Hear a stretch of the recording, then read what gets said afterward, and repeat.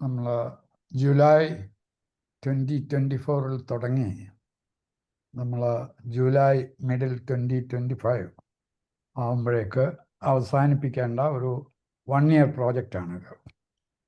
അപ്പോൾ ഈ പ്രോജക്റ്റിൽ നമ്മൾ 3 തട്ടിലുള്ള വിദ്യാർത്ഥികളെയാണ് ഉൾപ്പെടുത്തിയിരിക്കുന്നത്. അത് നിങ്ങൾ അതിൽ ഏറ്റവും ഉയർന്ന തട്ടിലുള്ള കൂട്ടരാണ്, അതായത് കോളേജ് സ്റ്റുഡൻസ്. അതിൻ്റെ കൂടെ എല്ലാ ഗ്രൂപ്പിലും സ്റ്റുഡൻസിന് പുറമെ അവരുടെ മെൻറ്റർ ടീച്ചേഴ്സ് അവരും പങ്കെടുക്കാൻ ഞങ്ങൾ ആഗ്രഹിച്ചിരുന്നു. കഴിയാവുന്ന എല്ലാ മെൻറ്റർ ടീച്ചേഴ്സും ഇതിൽ പങ്കെടുത്തിട്ടുണ്ട്.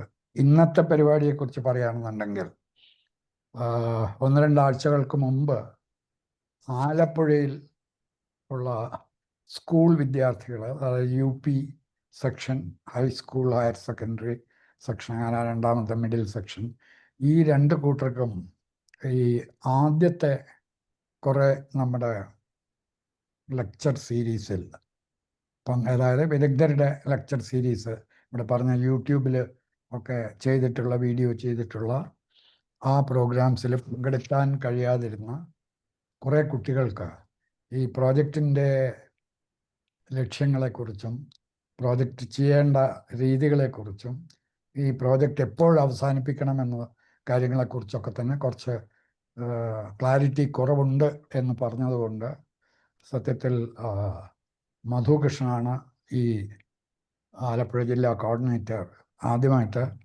ഒരു സജഷൻ വെച്ചത്.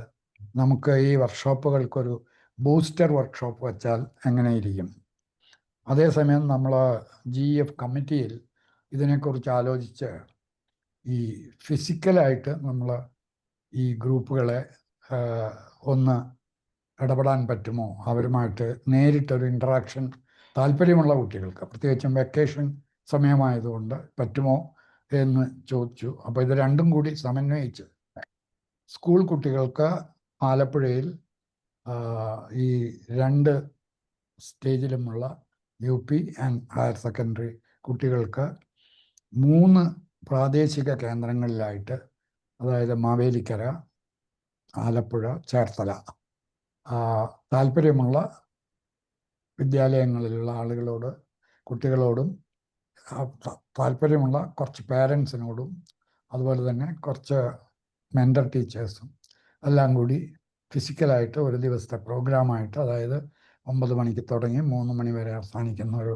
പ്രോഗ്രാം ചെയ്തിരുന്നു. അപ്പോൾ അതിൽ ഒട്ടേറെ ഡൗട്ടുകൾ ക്ലിയർ ചെയ്യാൻ വേണ്ടി, പ്രത്യേകിച്ചും ഇതിലത്തെ സബ്ജക്റ്റ് ഏരിയയിലുള്ള ക്ലാരിഫിക്കേഷന് വേണ്ടി നമ്മൾ ഡോക്ടർ ബിജുന, ഡോക്ടർ ജയറാം തുടങ്ങിയിട്ടുള്ള വിദഗ്ധരെ നമ്മൾ ഫിസിക്കലായിട്ട് അവിടെ പോകാൻ വേണ്ടി അയച്ചിരുന്നു. അപ്പോൾ അത് കഴിഞ്ഞ് നോക്കുമ്പോഴേക്ക് സമയം ഇത്തിരി നീണ്ടുപോയി. അപ്പോൾ അങ്ങനെ വന്നപ്പോഴാണ് ആലപ്പുഴ കോളേജ് ഗ്രൂപ്പും കൊല്ലത്തെ കോളേജ് ഗ്രൂപ്പും അതുപോലെ തന്നെ കൊല്ലത്തെ സ്കൂൾ ഗ്രൂപ്പ്സും ഒരു ബൂസ്റ്റർ വർക്ക്ഷോപ്പ് ആവശ്യമെങ്കിൽ അവർക്കും ചെയ്യാം എന്ന് നമുക്ക്, അതായത് എല്ലാവരെയും ഒരേ ലെവലിലാക്കി നമ്മൾ ഈ പ്രിപ്പറേഷൻ ടൈം എൻഡ് ചെയ്യാം എന്ന് വെച്ച്, അങ്ങനെയാണ് ഇന്ന് നമ്മൾ ഓൺലൈനായിട്ട് ഇന്ന് രാവിലെ 2 സെഷൻ, ആദ്യം UP സെക്ഷന്, അത് കഴിഞ്ഞ് പിന്നീട് ഹൈസ്കൂൾ ഹയർ സെക്കൻഡറി സ്കൂൾ ഗ്രൂപ്പിന് ഒക്കെ തന്നെ അതിലെ വിദ്യാർത്ഥികളാണ് കൂടുതലായിട്ട് പങ്കെടുക്കുകയും കൂടുതലായിട്ട് ചോദ്യങ്ങൾ ചോദിക്കുകയും ചെയ്തത്. അതായാലും 2 സെഷനും വളരെ ലൈവ്ലി ആയിരുന്നു. ഇപ്പോൾ ഇന്ന് ആഫ്റ്റർനൂണിലത്തെ സെഷന് നമ്മൾ കോളേജിന് വേണ്ടിയുള്ള സെഷൻ ആയതുകൊണ്ട് മറ്റേ സെഷനുകൾക്ക് 1.5 മണിക്കൂർ വീതമാണ് കൊടുത്തിരുന്നതെങ്കിൽ ഇതിന് നമ്മൾ 2 മണിക്കൂറാണ് വെച്ചിരിക്കുന്നത്. അതായത് 3 മണി മുതൽ 5 മണി വരെ. അതിൻ്റെ പ്രധാന ഉദ്ദേശം എന്താണെന്ന് ചോദിച്ചാൽ, ഈ പ്രോജക്റ്റിൽ നമുക്ക് ഏറ്റവും പ്രതീക്ഷ നൽകുന്ന, അതായത് നമ്മളിതിൽ സൊല്യൂഷൻസാണ് വേണ്ടത്. ഈ സൊല്യൂഷൻസ് ഉണ്ടാകാൻ വേണ്ടി നമുക്ക് ആകെ ചെയ്യാൻ കഴിയുന്നത് ഈ പ്രോജക്റ്റിൻ്റെ എല്ലാവിധ 1 സെക്കൻഡ് ഒന്ന് ഹോൾഡ് ചെയ്യട്ടെ.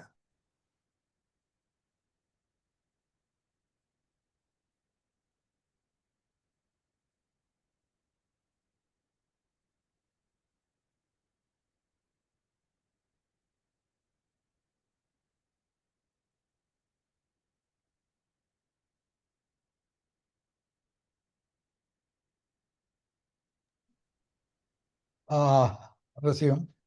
അപ്പോൾ ഈ കോളേജ് ഗ്രൂപ്പിൽ ഏറ്റവും കൂടുതൽ പ്രതീക്ഷയുള്ള ഗ്രൂപ്പ് എന്ന് പറയുന്നത് എന്താണെന്ന് വെച്ചാൽ, ഈ സ്കൂൾ കുട്ടികളെ സംബന്ധിച്ചിടത്തോളം ഇന്നൊവേഷൻ എന്നുള്ളൊരാശയം അവർക്ക് മനസ്സിലാക്കാൻ ഒട്ടേറെ സമയം വേണ്ടി വന്നു. കാരണം അവരെല്ലാം സാധാരണഗതിയിലുള്ള സയൻസ് ഫെസ്റ്റ് പോലെയുള്ള ചെറിയ പ്രോജക്റ്റ് മത്സരങ്ങളിലൊക്കെ പങ്കെടുത്ത ഒരു ഒരു ഒരു കാഴ്ചപ്പാടോടു കൂടിയാണ് ഈ പ്രോജക്റ്റിൽ ആദ്യമായിട്ട് ജോയിൻ ചെയ്യുകയും പ്രവർത്തിക്കുകയും ചെയ്തത്. അപ്പോൾ അതുകൊണ്ട് തന്നെ അവരുടെ മെൻ്റർ ടീച്ചേഴ്സിനും ഒട്ടേറെ സംശയങ്ങൾ ഉണ്ടായിരുന്നു. അപ്പോൾ അതിൽ ഏറ്റവും പ്രധാനപ്പെട്ട ഒരു കാര്യം കോളേജ് കുട്ടികളോട് പറയേണ്ട ആവശ്യമില്ല, പ്രത്യേകിച്ചും ഇതിൽ കുറേ എൻജിനീയറിങ് സ്റ്റുഡൻസിനെ കാണുന്നുണ്ട്. അപ്പോൾ എൻജിനീയറിങ് സ്റ്റുഡൻസൊക്കെ സ്ഥിരമായി ഇന്നൊവേഷൻ കോൺടെസ്റ്റുകളൊക്കെ പങ്കെടുക്കുന്നതാണ്. കോൺടെസ്റ്റ് ഇല്ലെങ്കിലും അവരുടെ കരിക്കുലത്തിൻ്റെ ഒരു co curricular and extra curricular ഭാഗമായിട്ട് ഈ രീതിയിലുള്ള ഇന്നൊവേഷൻ പ്രോജക്റ്റുകൾ അവർ ചെയ്യുന്നുണ്ട്. ഇവിടെ നമ്മൾ ഉദ്ദേശിക്കുന്നത് നമ്മൾ പഠിച്ച സയൻസ്, ടെക്നോളജി, അതുപോലെ തന്നെ മാനേജ്മെൻറ്റ് മുതലായിട്ടുള്ള ഒട്ടേറെ വിഷയങ്ങളിലുള്ള അറിവ് നമുക്ക് എങ്ങനെ പ്രശ്നങ്ങൾ സോൾവ് ചെയ്യുന്നതിന് വേണ്ടി, അതായത് ചാലഞ്ചസ് സോൾവ് ചെയ്യുന്നതിന് വേണ്ടി നമുക്ക് എങ്ങനെ ഉപയോഗിക്കാൻ കഴിയും. അപ്പോൾ അതിന് വേണ്ടത് നമ്മൾ ഇതിൽ പങ്കെടുക്കുന്ന ഇന്നൊവേറ്റേഴ്സിൻ്റെ അവരുടെ ഒരു ബുദ്ധിയിൽ ഉദിക്കുന്ന പുത്തൻ ആശയങ്ങൾ. പുത്തൻ എന്ന് പറയുന്ന അവസരത്തിൽ നമ്മൾ ഉദ്ദേശിക്കുന്നത് വലിയ കണ്ടുപിടുത്തങ്ങളൊന്നുമല്ല നമ്മൾ ആലോചിക്കുന്നത്. ആ രീതിയിലുള്ള ദീർഘമായ റിസർച്ചും ഇതൊന്നുമല്ല. എപ്പോഴും നമുക്കുണ്ടാവുന്ന ഒരു ബുദ്ധിമുട്ട്, നമ്മുടെ നിത്യജീവിതത്തിൽ ഒരു ബുദ്ധിമുട്ട്, നമ്മൾക്ക് പ്രശ്നങ്ങൾ പലതും എപ്പോഴും വന്നുകൊണ്ടിരിക്കും. ഓരോ ദിവസവും പുതിയ പ്രശ്നങ്ങളെ നേരിട്ടുകൊണ്ടാണ് നമ്മൾ നീക്കുന്നത്. എന്ന് മാത്രമല്ല, കൊച്ചു കുട്ടികൾ മുതൽക്ക്, ഒരു പുതുതായി ജനിച്ച ഒരു കുട്ടി കമന്ന് കിടന്നതിന് ശേഷം ഇഴഞ്ഞു നീങ്ങാൻ ശ്രമിക്കുന്നു, പിന്നീട് ഇരിക്കാൻ ശ്രമിക്കുന്നു, അത് കഴിഞ്ഞ് ഒരു ഘട്ടം കഴിയുമ്പോഴേക്ക് നടക്കാൻ ശ്രമിക്കുന്നു. ഇതിൻ്റെ ഇടയിലൊക്കെ ഒരുപാട് വീഴ്ചകളൊക്കെ ഉണ്ടാവും. പക്ഷെ എങ്കിലും അവരുടെ ആഗ്രഹത്തിനനുസരിച്ച് മനസ്സിൽ ഈ പ്രതിബന്ധങ്ങളായിട്ട് കാണുന്ന ഓരോ കാര്യത്തെക്കുറിച്ചും അത് എങ്ങനെ മറികടക്കാം എന്നുള്ളൊരു ചിന്തയാണ് ഈ ഒരു ഘട്ടത്തിലൊക്കെ നമ്മുടെ മനസ്സിൽ. ഈ ചിന്താഗതി നമ്മുടെ മനസ്സിൽ ത്രൂ ഔട്ട് ഉണ്ടാവും. ഈ ചിന്താഗതിയിൽ പ്രശ്നം പരിഹരിക്കാനുള്ള ഒരു താല്പര്യവും അതിനുള്ള ആവേശവും ആശയങ്ങളും ഏറ്റവും കൂടുതൽ ഉരുത്തിരിയുന്നത് 12 മുതൽക്ക് 15-17 വയസ്സ് വരെയുള്ള കാലഘട്ടത്തിലാണ് എന്ന് പറയുന്നുണ്ട്. അതുകൊണ്ട് തന്നെ നിങ്ങൾ അതിൻ്റെ തൊട്ട് പുറത്താണെങ്കിലും ആ ഘട്ടം കടന്നു കഴിഞ്ഞിട്ടുള്ള ആളുകളാണ്. അതുകൊണ്ട് തന്നെ ഒരു ഇന്നൊവേറ്റീവ് സ്പിരിറ്റ് നിങ്ങളിൽ ഉണ്ടാവും. എന്ന് മാത്രമല്ല, ഇത്തരം സംഗതികൾ സോൾവ് ചെയ്യുന്ന കാര്യങ്ങളാണ് നിങ്ങൾ കോളേജിൽ, ഏത് സയൻസ് കോളേജായാലും ആർട്സ് കോളേജായാലും പ്രൊഫഷണൽ കോളേജുകളായാലും ഒക്കെ തന്നെ നിങ്ങൾ പഠിക്കുന്നതും പരിശീലിക്കുന്നതും ഒക്കെ. അപ്പോൾ ആ ഒരു പശ്ചാത്തലം വെച്ച് നോക്കുമ്പോൾ തീർച്ചയായിട്ടും നമ്മൾക്ക് ഇതിൽ ഏറ്റവും നല്ല സൊല്യൂഷൻസ് കൊണ്ടുവരാൻ കഴിയുക കോളേജ് തലത്തിലുള്ള കുട്ടികളാണ്. അങ്ങനെ അതുകൊണ്ടാണ് ഞാൻ പറയുന്നത് ഇത് ഏറ്റവും കൂടുതൽ നമുക്ക് പ്രതീക്ഷയുള്ള ഒരു ഗ്രൂപ്പാണ് എന്ന് പറയുന്നതിൻ്റെ അർത്ഥം അതുകൊണ്ടാണ്. എന്ന് മാത്രമല്ല, നമുക്ക് വളരെ ഗൗരവത്തോടു കൂടെയുള്ള ഈ പ്രശ്നത്തെ പരിഹരിക്കുന്നതിന് ഉള്ള വർക്ക് പല കോളേജുകളിൽ നടക്കുന്നതായിട്ട് നമുക്ക് ഇൻഫോർമലായിട്ടുള്ള റിപ്പോർട്ടുകൾ ഉണ്ടായിട്ടുണ്ട്. പക്ഷേ ഫോർമലായിട്ടുള്ള റിപ്പോർട്ട് കോളേജ് ഗ്രൂപ്പിൽ നിന്ന് വളരെ കുറവ് മാത്രമേ ഇതുവരെയും വന്നിട്ടുള്ളൂ. അപ്പോൾ നമുക്ക് എന്താണ് പ്രോബ്ലം എന്ന് ചോദിച്ചു കഴിഞ്ഞാൽ നിങ്ങൾക്ക് അറിയാവുന്നതാണ്. നിങ്ങളിൽ പലരും ഏതാണ്ട് വർക്ക് ചെയ്ത് കംപ്ലീഷൻ ആവാറായിട്ടുള്ള ആളുകളുണ്ട്. തുടങ്ങാത്തവരായിട്ട് ഇതിൽ ആരെങ്കിലും ഉണ്ട് എന്ന് എനിക്ക് തോന്നുന്നില്ല. പക്ഷെ എന്നിരുന്നാലും എന്താണ് നമ്മൾ ചെയ്തിരുന്നത് എന്ന് നമ്മൾ ഒന്ന് പിന്തിരിഞ്ഞ് നോക്കിയാൽ സത്യത്തിൽ നമ്മുടെ ഇതിലത്തെ പ്രോജക്റ്റ് എന്താണെന്ന് ചോദിച്ചു കഴിഞ്ഞാൽ carbon neutral living four environmental sustainability. അതായത് നമ്മളൊരു സ്ഥായിയായ പാരിസ്ഥിതിക സന്തുലനം ലഭ്യമാക്കാൻ, അതായത് എന്നും തുടർന്ന് നല്ല ഒരു പരിസ്ഥിതിയിൽ നമ്മൾക്കും നമ്മുടെ മക്കൾക്കും അവരുടെ കൊച്ചുമക്കൾക്കും ഒക്കെ തന്നെ, അതായത് വരും തലമുറകൾക്ക് പാരിസ്ഥിതികമായി നമ്മൾ ഒരുപാട് മല്ലടിക്കാതെ തന്നെ ജീവിക്കാൻ കഴിയുന്ന ഒരു അന്തരീക്ഷം ഉണ്ടാക്കാൻ നമ്മുടെ ജീവിത ക്രമത്തിൽ ചില മാറ്റങ്ങൾ വരുത്തുന്നത് വഴി നമുക്ക് പെട്ടെന്ന് സാധിക്കും. കാരണം നമ്മൾ ഇതിൻ്റെ പരിധി വിട്ടുപോയി എന്നുള്ളത് ഇന്ന് എല്ലാവർക്കും അറിയാവുന്നതാണ്. അതിൽ നമ്മളിപ്പോൾ എല്ലാം കുറ്റപ്പെടുത്തുന്നത് ക്ലൈമറ്റ് ചേഞ്ചിനെ മാത്രമാണ്. പക്ഷേ ക്ലൈമറ്റ് ചേഞ്ചിനും കാരണമായിട്ടുള്ളത് ഇപ്പോഴും അതിനെ ആക്സെൻറ്റുവേറ്റ് ചെയ്തുകൊണ്ടിരിക്കുന്നതും, അതായത് അതിനെ വിപുലീകരിച്ചു കൊണ്ടിരിക്കുന്നതും നമ്മുടെ ജീവിത രീതികളാണ്. നമ്മുടെ വാണ്ട്സ്, നമ്മുടെ ഡിസയേഴ്സ്, നമ്മുടെ ആംബിഷൻസ് ഒക്കെയാണ് നമ്മൾ പ്രകൃതിയിൽ നിന്ന് നമ്മൾ വിഭവങ്ങൾ എടുക്കുന്നതിൻ്റെയും അതിനുപയോഗിക്കുന്നതിൻ്റെയും ഒക്കെ തന്നെ രീതി. അത് നമ്മൾ വെള്ളം എടുത്തുപയോഗിക്കുന്നത്, നമ്മുടെ ശ്വസിക്കുന്നത് മുതൽക്ക് അടിസ്ഥാനപരമായി അവിടെ നിന്ന് മുതൽക്ക് മറ്റ് നമ്മുടെ ലക്ഷറി ആയിട്ടുള്ള പല സംഗതികളിലേക്കും, അതിനും പുറമെ നമ്മളെ ജീവിത സൗകര്യത്തിന് വേണ്ടി നമ്മൾ ഒരുപാട് നിർമ്മിതികൾ ഉണ്ടാക്കിയിട്ടുണ്ട്, ഒരുപാട് യന്ത്രങ്ങൾ ഉണ്ടാക്കിയിട്ടുണ്ട്, ഒരുപാട് നിയന്ത്രണ സംവിധാനങ്ങൾ ഉണ്ടാക്കിയിട്ടുണ്ട്. ഇതെല്ലാം തന്നെ ഓരോന്നിൻ്റെ ലക്ഷ്യങ്ങൾക്ക്, ഉദാഹരണത്തിന് നമുക്ക് താപനില മോഡറേറ്റ് ചെയ്ത് ഒരു സഹ്യമായിട്ടുള്ള ഒരു അന്തരീക്ഷം ഉണ്ടാക്കാൻ വേണ്ടി നമ്മൾ എയർ കണ്ടീഷണർ യൂസ് ചെയ്യും. എയർ കണ്ടീഷണർ യൂസ് ചെയ്യുമ്പോൾ നമ്മൾ അതിൽ ഇലക്ട്രിസിറ്റി യൂസ് ചെയ്യുന്നു. ഈ ഇലക്ട്രിസിറ്റി യൂസ് ചെയ്യുന്നത്, ഉൽപ്പാദിപ്പിക്കുന്ന ഇലക്ട്രിസിറ്റി തന്നെ പരിസ്ഥിതിക്ക് ദോഷമുണ്ടാക്കുന്ന രീതിയിലുള്ള ഫോസിൽ ഫ്യൂൽ ഉപയോഗിച്ചിട്ടുള്ള സംഗതികളാണ്. അപ്പോൾ നമ്മുടെ ജീവിത രീതിയിൽ നമ്മൾ മാറ്റങ്ങൾ വരുത്തുമ്പോൾ അത്തരത്തിൽ ഡാമേജ് ഉണ്ടാകാവുന്ന ഊർജ്ജ സ്രോതസ്സുകൾ പരമാവധി കുറച്ചുപയോഗിക്കുകയും, കംപ്ലീറ്റ് നമുക്ക് നിർത്താൻ പറ്റില്ല, പരമാവധി കുറച്ചുപയോഗിക്കുകയും, അതേപോലെ തന്നെ നമുക്ക് എത്രയും പെട്ടെന്ന് നമുക്ക് വിഭവങ്ങൾ എടുത്തുപയോഗിക്കാൻ വേണ്ടി അതിൻ്റെ ഉപയോഗത്തിൻ്റെ എഫിഷ്യൻസി നമ്മൾ വളരെയധികം കുറക്കുന്നു. അപ്പോൾ ഇങ്ങനെയൊക്കെയുള്ള പ്രശ്നങ്ങൾ സാധാരണക്കാരൻ അത് ശ്രദ്ധിക്കുന്നില്ലെങ്കിലും യഥാർത്ഥത്തിൽ നമ്മൾ കോളേജ് തലത്തിലുള്ള കുട്ടികളെ സംബന്ധിച്ചിടത്തോളം ഈ നമ്മുടെ ഉപഭോഗത്തിൻ്റെ നിരക്ക് നിയന്ത്രിക്കുക എന്നുള്ളത് നമ്മുടെ ലൈഫ് സ്റ്റൈൽസിൽ നമ്മൾ വരുത്തേണ്ട ഒരു ചേഞ്ചാണ്. അങ്ങനെ മാത്രമേ നമുക്ക് ഇപ്പോൾ കൈവിട്ടു പോയിട്ടുള്ള ഈ കാർബൺ അപ്ലോഡിങ് നമുക്ക് നിയന്ത്രിക്കാൻ കഴിയുള്ളൂ. ഇല്ലെങ്കിൽ നമ്മൾ എത്ര ഓടിയാലും പറ്റാത്ത രീതിയിൽ ഈ കാർബൺ ലോഡിങ് വളരെയധികം മുന്നോട്ട് പോയിരിക്കുകയാണ്. ഉദാഹരണത്തിന് നമ്മൾ 1.5 ഡിഗ്രി സെൽഷ്യസ് ആണ് 2100 ആകണമെന്ന് നമ്മൾ ആഗ്രഹിക്കുന്നത്. പക്ഷേ ഇപ്പോൾ തന്നെ 2030 ആവുന്നതിന് മുമ്പ് തന്നെ 1.2 കഴിയുകയും ചില കാലങ്ങളിലെങ്കിലും ചില ഇടങ്ങളിൽ 1.5 ഡിഗ്രി സിയിൽ കൂടുതൽ കവിഞ്ഞിട്ടുമുണ്ട്. ശരാശരി നോക്കുമ്പോൾ നമുക്ക് ഒരു 1.2-ൽ നിൽക്കുന്നതെന്ന് പറയാം. പക്ഷേ ഇതിൻ്റെ ഗ്രാഫ് നമ്മൾ നോക്കുമ്പോൾ തീർച്ചയായിട്ടും നമുക്ക് ഇതേ രീതിയിൽ തന്നെ തുടർന്നാൽ നമുക്ക് ഈ പറഞ്ഞ 1.2-ലും 1.5-ലും നേരത്തെ നമ്മൾ ഉദ്ദേശിച്ചിരുന്ന 2 ഡിഗ്രി സെൽഷ്യസിൽ 2100-ൽ നിൽക്കില്ല. അത് 3 അതായത് കുറേയൊക്കെ നിയന്ത്രണങ്ങളോടുകൂടി 3 ലെവൽ, ചിലർ 3.7 എന്ന് പറയുന്നു, ചിലർ 3.2 എന്ന് പറയുന്നു. അത് പോകട്ടെ, എങ്ങനെയായാലും നമ്മൾ ഉദ്ദേശിച്ച സ്ഥലത്തൊന്നും നിൽക്കാത്തൊരു സിറ്റുവേഷൻ. അവിടെയാണ് നമ്മൾ ഓരോ പ്രദേശത്തും ഓരോ മേഖലയിലും പ്രവർത്തിക്കുന്ന എല്ലാ ആളുകളും അവരുടെ ജീവിതക്രമം അഡ്ജസ്റ്റ് ചെയ്തുകൊണ്ട്, സാധാരണക്കാരന് അതെങ്ങനെയെന്നുള്ളത് അറിയില്ല, നമ്മൾ പറഞ്ഞു കൊടുത്താലേ മനസ്സിലാക്കാൻ പറ്റുള്ളൂ.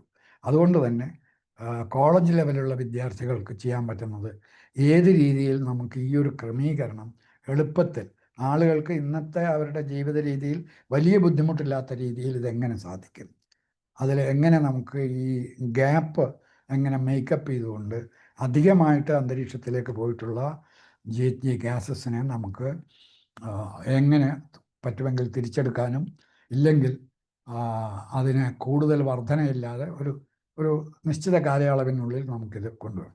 അതിനിപ്പോഴും വളരെ ശക്തമായിട്ടുള്ള പ്രവർത്തനങ്ങളുണ്ട്. കാരണം ഇതിൽ ഏറ്റവും നല്ലൊരു പങ്ക് എനർജി ആയതുകൊണ്ട് എനർജിയുടെ കാര്യത്തിൽ ഒട്ടേറെ റിന്യൂവബിൾ എനർജി, സോളാർ, വിൻഡ് തുടങ്ങിയിട്ടുള്ള, അതുപോലെ ഇപ്പം ചില സ്ഥലങ്ങൾ സാധ്യമാകുന്ന സ്ഥലത്ത് ഭൂമിക്കടിയിലത്തെ താപം ഉപയോഗിച്ചിട്ട്, ജിയോ തെർമൽ എനർജി യൂസ് ചെയ്തിട്ട് ഇങ്ങനെ പല രീതിയിലും ടെക്നോളജി യൂസ് ചെയ്യുന്നുണ്ട്. അത് ജലവൈദ്യുതിയുടെ വ്യാപനം ചെറുകിട പദ്ധതികളിലൂടെ കുറേയൊക്കെ സാധിക്കുന്നുണ്ട്. പക്ഷേ ഇതിനെല്ലാം പരിമിതികളുണ്ട്. കാരണം അതുവഴിക്ക് മാത്രം നമുക്കിത് നേടാൻ പറ്റില്ല. നമ്മളുടെ ഉപയോഗ രീതിയിൽ മാറ്റങ്ങൾ വരുത്തണം. ഇതായിരിക്കണം നമ്മുടെ ഫോക്കസ്. അപ്പോൾ നിങ്ങളെല്ലാവരും ഇപ്പോൾ ഒരു പ്രോജക്റ്റുകളൊക്കെ എടുത്തിട്ടുണ്ടാവും. അപ്പോൾ നിങ്ങൾ ഈ പ്രോജക്റ്റുകൾ നമ്മൾ ഈ മെയ് 31 കൂടി പ്രിപ്പറേഷൻ ടൈം കഴിയുകയാണ്. അത് കഴിഞ്ഞ ഉടനെ തന്നെ നിങ്ങളെടുക്കെ കോൺടെസ്റ്റിന് വേണ്ടി രജിസ്റ്റർ ചെയ്യാൻ പറയും. അപ്പോൾ നമുക്ക് കോളേജ് ലെവലിലാണെന്നുണ്ടെങ്കിൽ കൊല്ലം ജില്ലയിൽ നിന്ന് 14 കോളേജുകളും ആലപ്പുഴ ജില്ലയിൽ നിന്ന് 14 കോളേജുകളുമാണ് ഇതിലിപ്പോൾ ഈ പരിശീലനത്തിന് വേണ്ടിയിട്ട് രജിസ്റ്റർ ചെയ്തിരിക്കുന്നത്. അതിൽ എല്ലാവരും അത് പ്രവർത്തനം, നമ്മൾ ഓരോ കോളേജിലും നമ്മൾ 6 ഗ്രൂപ്പുകൾ, 4 പേരടങ്ങുന്ന 6 ഗ്രൂപ്പുകൾ എന്ന് പറഞ്ഞിരുന്നു. അതായത് ചില സ്ഥാപനങ്ങളിൽ 6 ഗ്രൂപ്പും സജീവമായി വർക്ക് ചെയ്യുന്നുണ്ട്. ചില സ്ഥലങ്ങളിൽ അതിൽ കുറഞ്ഞ നമ്പർ മാത്രമേ വർക്ക് ചെയ്യുന്നുള്ളൂ. കുഴപ്പമില്ല. ഇത്തരം പ്രോജക്റ്റുകളിൽ എല്ലാവർക്കും ഒരു പെർട്ടിക്കുലർ ടൈമിൽ പ്രവർത്തിക്കാൻ കഴിഞ്ഞു എന്ന് വരില്ല. അവർക്ക് വേറെ ചില പരീക്ഷകളോ അല്ലെങ്കിൽ മറ്റ് ചില പ്രവൃത്തികളിലോ ഒക്കെ പെട്ടിട്ടുള്ള കുറേ വിദ്യാർത്ഥികൾക്ക്, ഗ്രൂപ്പുകൾക്ക് ഇതിന് കൂടുതൽ ശ്രദ്ധ കൊടുക്കാൻ പറ്റിയില്ല എന്ന് വരാം.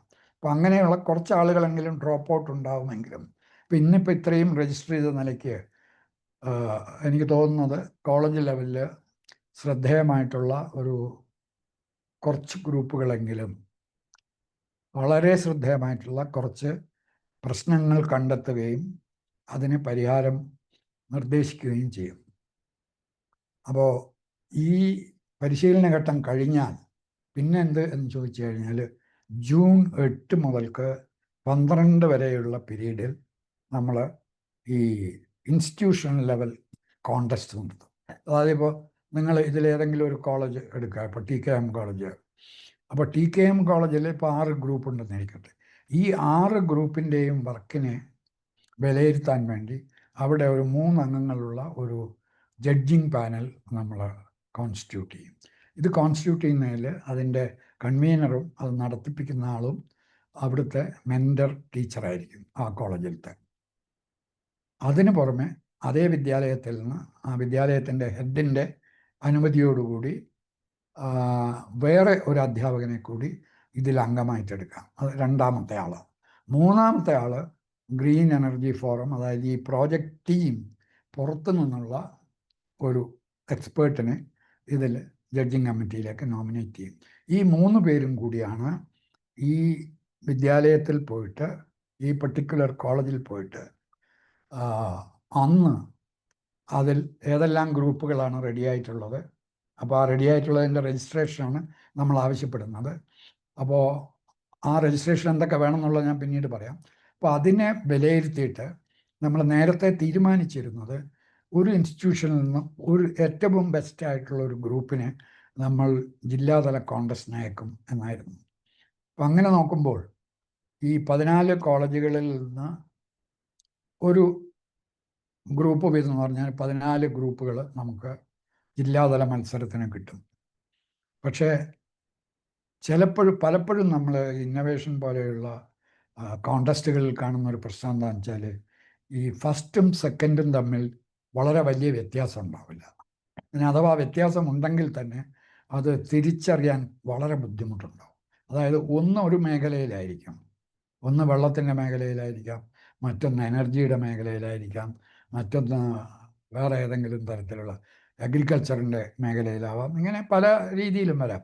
അപ്പോൾ ഇതിലുള്ള പ്രോജക്റ്റുകളൊക്കെ തന്നെ നമുക്ക് ഒരേ തട്ടിലിരുന്ന് ഒരേ മാനദണ്ഡം വെച്ച് വളരെ കണിശമായിട്ട് ചെയ്യാൻ പറ്റില്ല. അപ്പോൾ പലപ്പോഴും നമ്മൾ ഈ ഏറ്റവും ബെസ്റ്റിനേക്കാൾ തൊട്ടടുത്ത് നിൽക്കുന്ന 1-2 ഗ്രൂപ്പുകൾ കൂടി വളരെ ശ്രദ്ധേയമായിട്ടുള്ള വർക്കാണ് എന്ന് ഈ ജഡ്ജിങ് കമ്മിറ്റിക്ക് തോന്നുകയാണെന്നുണ്ടെങ്കിൽ അവർക്ക് 1-ൽ അധികം, പറ്റുമെങ്കിൽ 2-ൽ നിർത്തുന്നതാണ് നല്ലത്. പക്ഷേ അതും പറ്റാത്ത ഒരു സിറ്റുവേഷൻ ഏതെങ്കിലും സ്ഥാപനത്തിലുള്ള ഗ്രൂപ്പുകളിൽ ഉണ്ടെങ്കിൽ ഒരുപക്ഷെ കൂടി വന്നാൽ 3 വരെ നമുക്ക് ഒരു ഇൻസ്റ്റിറ്റ്യൂഷനിൽ നിന്നാവാം. പക്ഷെ അതുകൊണ്ട് എല്ലാ സ്ഥാപനത്തിൽ നിന്നും 3 പേരെ നോമിനേറ്റ് ചെയ്യണമെന്നില്ല.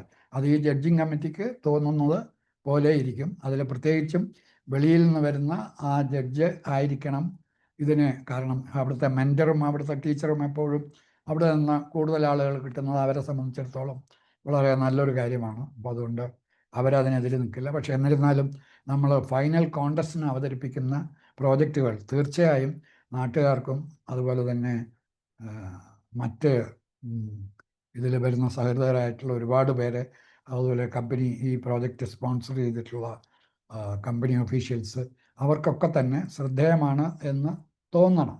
അപ്പോൾ അതുകൊണ്ട് ഏതായാലും നമ്മൾ ഒരാൾ വീതം 14 കോളേജുകളിൽ നിന്നുണ്ടെങ്കിൽ 14 പ്രോജക്റ്റാണ് പ്രതീക്ഷിക്കുന്നത്. ഇല്ലെങ്കിൽ നമ്മളതിൽ പക്ഷേ നമ്മളൊരു 10-12 കൂടുതൽ നമ്മൾ ജില്ലാതല മത്സരത്തിന് എത്തിക്കണം എന്ന് ആഗ്രഹിക്കുന്നില്ല. കാരണം അവിടെയുള്ള കോണ്ടസ്റ്റ് വളരെ ശ്രദ്ധേയമായിരിക്കണം, ആളുകളൊക്കെ എല്ലാവരും കാണുന്നതാണ്. അപ്പോൾ ഇതിൻ്റെ ഈ കോണ്ടസ്റ്റിൻ്റെയും നമ്മുടെ കുട്ടികളുടെ ഇഫേർട്സിൻ്റെയും നല്ലൊരു പ്രകടനം ആയിരിക്കണം അവിടെ എന്നുള്ളത് കൊണ്ട് തന്നെ ഏറ്റവും നല്ല പ്രോജക്റ്റുകൾ മാത്രമേ നമ്മൾ അവിടെ കൊണ്ടുപോകുള്ളൂ. ഏതായാലും നമ്മൾ അതിൽ ഒരു ഇൻസ്റ്റിറ്റ്യൂഷനിൽ നിന്ന് 1 എന്നുള്ള നിബന്ധന നമ്മൾ റിലാക്സ് ചെയ്യാനുള്ള ഒരു തീരുമാനത്തിലാണ് ഇപ്പോൾ നിൽക്കുന്നത്. അപ്പോൾ അതുകൊണ്ട് തീർച്ചയായിട്ടും നല്ല വർക്ക് ചെയ്തവരെ സംബന്ധിച്ചിടത്തോളം അവർക്ക് ഡിസ്ട്രിക്ട് ലെവലിൽ ഒരു കോണ്ടസ്റ്റിന് സാധ്യതയുണ്ട്. അപ്പോൾ ഇനി ഈ ഒരു എഡ്യൂക്കേഷൻ ലെവൽ കോണ്ടസ്റ്റ് കഴിഞ്ഞാൽ അപ്പോൾ അതിന് വരുമ്പോൾ എന്താണ് വേണ്ടതെന്ന് വെച്ച് കഴിഞ്ഞാൽ നമുക്കെല്ലാവർക്കും ഒരു പ്രോജക്റ്റ് വർക്ക് ബുക്ക് തന്നിട്ടുണ്ട്. ഈ വർക്ക് ബുക്കിൽ നമ്മൾ ഇത് തുടങ്ങിയ മുതൽക്ക് there something like a diary നിങ്ങൾ എഴുതുന്നുണ്ട്. നിങ്ങൾ അറ്റൻഡ് ചെയ്തിട്ടുള്ള ലെക്ചേഴ്സ്, അതിൽ നിന്ന് കിട്ടിയിട്ടുള്ള പോയിൻറ്റ്സ്, മറ്റു വല്ലവരുമായിട്ട് സ്റ്റാഫും വേറെ എക്സ്പേർട്സുമായിട്ടൊക്കെ നടത്തിയ ഡിസ്കഷനിൽ നിന്ന് കിട്ടിയ പോയിൻറ്റ്സ്, അതുപോലെ നിങ്ങളുടെ ഗ്രൂപ്പിൽ ചർച്ച ചെയ്ത് നിങ്ങൾ പല വ്യൂസും വന്നിട്ടുണ്ടാകും, അതിലൊരെണ്ണമായിരിക്കും സ്വീകരിച്ചിട്ടുണ്ടാവുക മുന്നോട്ട് പോകാൻ വേണ്ടി. അപ്പോൾ അതിൽ നിങ്ങൾക്ക് എന്തെങ്കിലും മറിച്ച അഭിപ്രായമുണ്ടെങ്കിൽ അതും അവിടെ എഴുതി വെക്കാം. അപ്പോൾ അത് കുഴപ്പമൊന്നുമില്ല. പക്ഷേ you agree to the groupthink. അതിനാണ് നമ്മൾ 4 പേരെ ഒരു ഗ്രൂപ്പിലാക്കുന്നത്. 4 വ്യത്യസ്ത അഭിപ്രായമുള്ള ഒരേ വിഷയം ചർച്ച ചെയ്യുന്ന ആളുകൾക്ക് അവരുടെ ഈ അഭിപ്രായ വ്യത്യാസങ്ങൾ നമ്മൾ അയൺ ഔട്ട് ചെയ്ത് അതിലൊരു സംഗതിയിലേക്ക് വരിക എന്നുള്ളത് ഇനിയുള്ള കാലത്ത് ഗ്രൂപ്പ് പ്രോജക്റ്റുകളുടെ കാലമാണ്. ഇപ്പോഴും അങ്ങനെയാണ്.